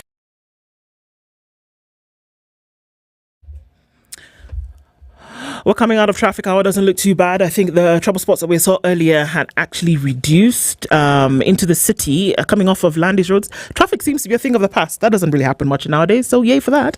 A little bit of traffic coming off of Thika Superhighway. We're just going to get you past Survey, and then at the Pangani Underpass is where we see the most of it, at least for now. Langata Road looks great, as it does on Gong Road and Waikiwe. Great meaning cars are going where they need to go and there's no hold up. So let's remember that. Talk through the morning. Spice FM, KE on X.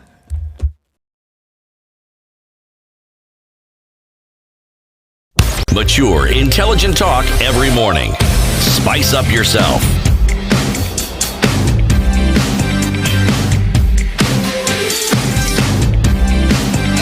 Mornings done right.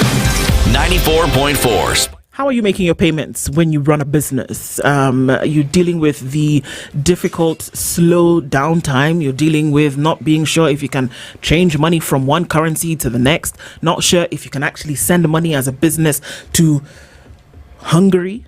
You're not sure if you can do that? Well, Virtual FX is a platform whereby your settlements of money, looking for liquidity, looking for ways in which you can make sure you pay money on time with no hidden charges at a fee that you can afford, and with all kinds of clarity that you need to push your business from one point to the next. Virtual FX is that channel, is that platform that makes all of this happen for you. So folks, small businesses, SMEs, large organizations and corporations are on this platform, and we're trying to say you can actually use this to ensure that no late payments, no late or no heavy transactions, costs, no fees that will be hidden somewhere behind the woodwork. So trot on over to www.virtualfx.com and find out how you can make business that much more seamless with the payments that you have to make and receive. Wajir South Member of Parliament is our guest this hour, and we're looking at, this whole scrapping of vetting issue, and beyond that, the messages, subliminal or otherwise, in terms of what that could actually mean. CT? There is something that one sees. It's a colonial hangover, but it is an economically charged and propelled ethnic hubris. Mm-hmm. When you found the colonialists and they were in charge, there was a hubris that went with the manner in which they governed the country. At independence, those who were economically charged and those who had economic ability and who had proven to be good at it were the Kenyan Asians of that community. Yeah. Over time, local Kenyans became adept and grew to a point where you could actually say this particular community, and in our case, it was the Kikuyu who were seen first as those who became economic powers. And they were all over the country. Yeah. The same thing that the Asians had done. Yeah. In the era that we now live, we see Kenyans of Somali ethnicity doing that. Yes. Mm-hmm. Throughout these times, when the Kenyan Asian was at the forefront, there were always negative narratives about the community. Mm-hmm. And I say the hubris because part of the negative communication and narratives arose from hubris that was communicated by those who felt they were better. And it came this way. It is us who are uplifting the economy. Without us, the economy of this country would not be where it is. Now, when that is stated, what it sounds like to the other, God knows how many other communities in the country, they say, so the rest of us are doing nothing. Yeah. Is that what you are suggesting?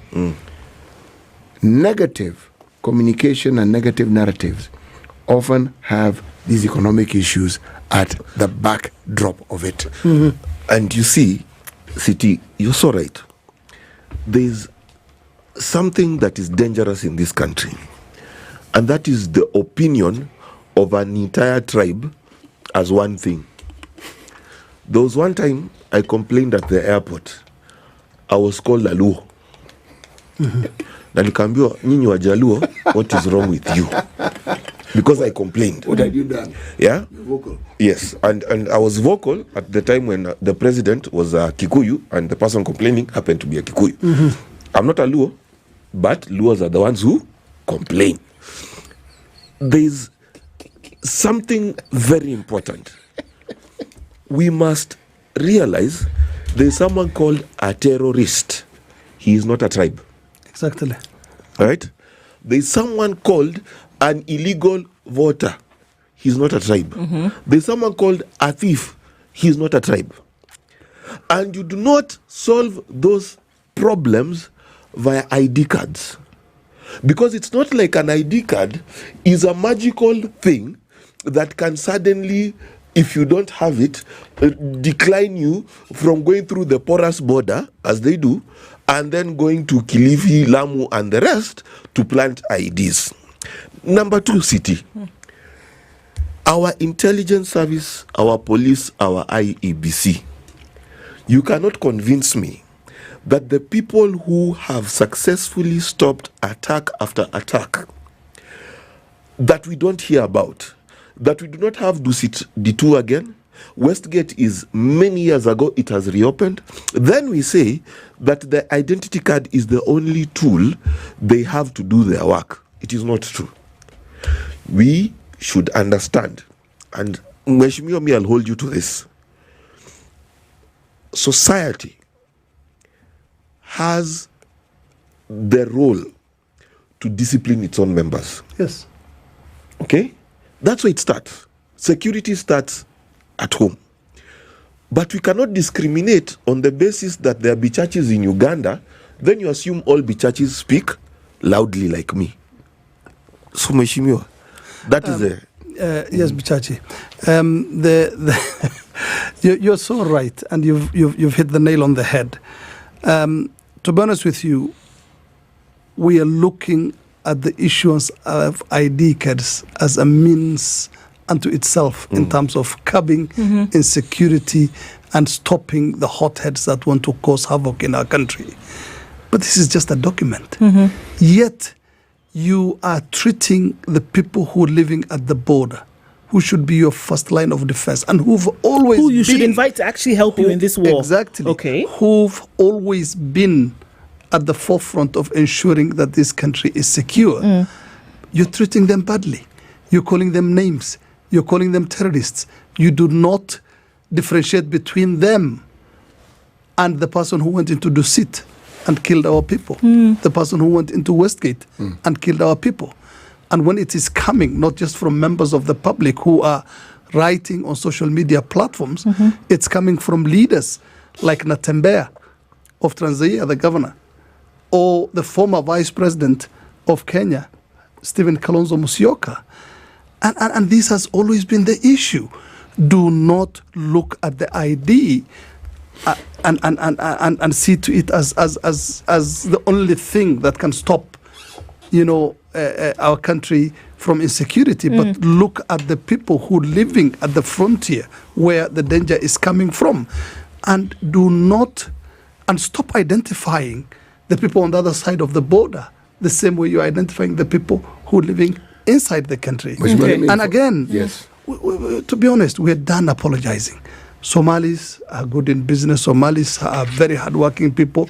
If they're making headways in the business sector, and somebody somewhere is concerned about something to the extent that this xenophobia is now making its way to the churches, and people like the former deputy president, who have a very little respect for, to be honest with you, because somebody of his stature should identify himself more as a national leader.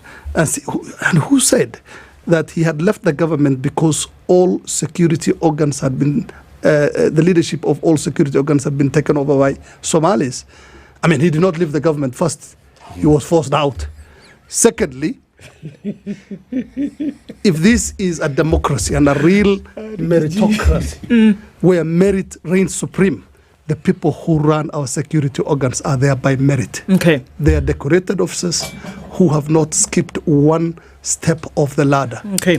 I want to hear from you, Mheshimiwa. So now, obviously, the president spoke, right? And taking all of these things that we've said into consideration, the president spoke, and that means now, sadly, policy will have to follow his pronouncement. Perhaps it would have been the other way. Indeed. And I'm looking forward to have it in Parliament. So we pass. Exactly. Or reject whatever needs to be rejected. So policy will follow this pronouncement. Yes. But from what we are saying, it is very clear, according to what you've said, that some of the documentation that is required for this, vetting, because everybody goes through it. CT talked about how, in different parts of the country, you're going to go through it anyway. They're going to ask you certain questions, you must deliver, right? So how do you see communities coming into place to help to build this policy whereby you need the verification? You do need it. Everybody who's getting an ID in this country, like we've seen many people on the comments this morning, you do need it. You're not just going to rock up and say, well, I'm Kenyan, and they hand you the document. It's not going to happen, right? No. So how will communities right now then be able to assist to make sure that, yes, in the event that you do not have that document, like you said, the chiefs are there, the clans can take an oath, like you say. How will all of those things come together to form policy to make this exercise a little less painful? Listen, the government has been applying the wrong policies before, and that has had ramifications. Choices have consequences. Since independence, the people of that region have been dealt with very roughly, from massacres to name any, atrocities and crimes against humanity. Now, the key to what we are seeking, which is safety and stability, is inclusivity. Bring in those people from the cold.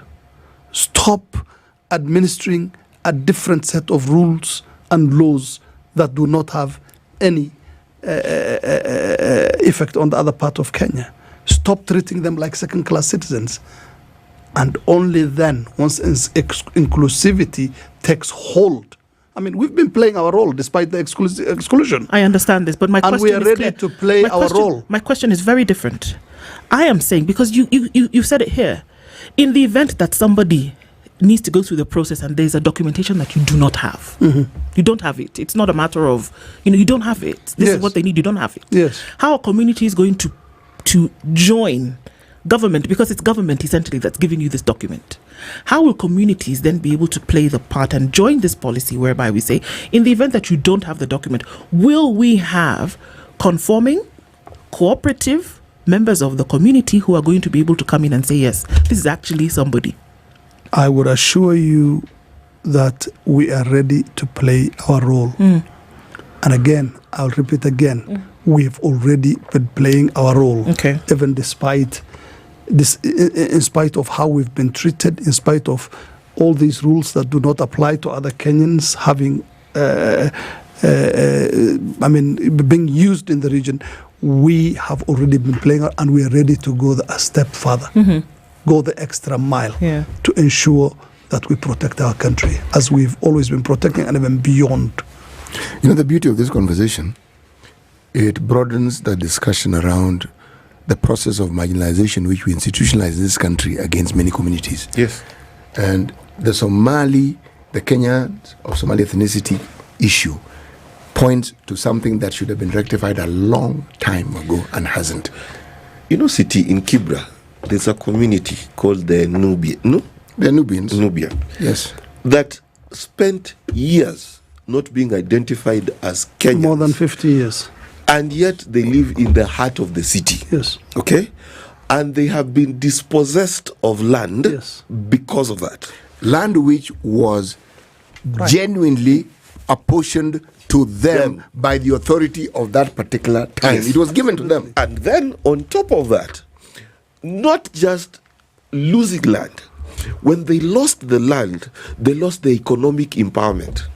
So they've had generations of poverty because the government refused to do right by them. And I keep telling people, separate the evil people from a community. And every place I've gone, the Nubians have the same problem of identification like the Kenyans of Somali ethnicity. Yes, believe me, exactly. same process. And the thing is, we keep identifying people with a community. And I remember every place I've ever gone city where communities have been called cattle rustlers.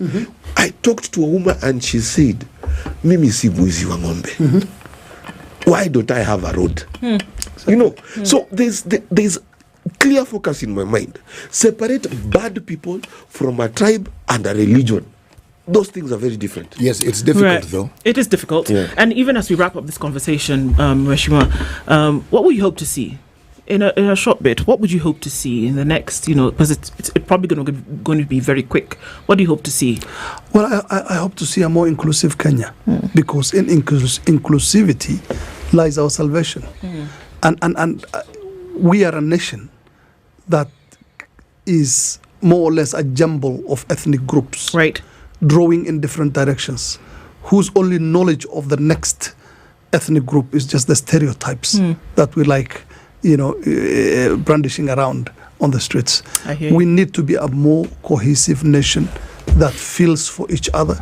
A landslide in Muranga should cause a lot of pain in Mandera. Absolutely. A ferry sinking in Lake Victoria should be a concern for the whole nation. We need to draw together and unite for the sake of this country, because we don't have a spare country. Indeed.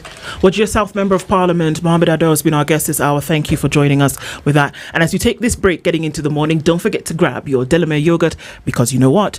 It's the perfect companion when you're taking a break. It's your breakfast on the go. It's your snack. It is your break from work or your break from studies with all the great flavors. Take that with you. Good morning. It's 10 a.m.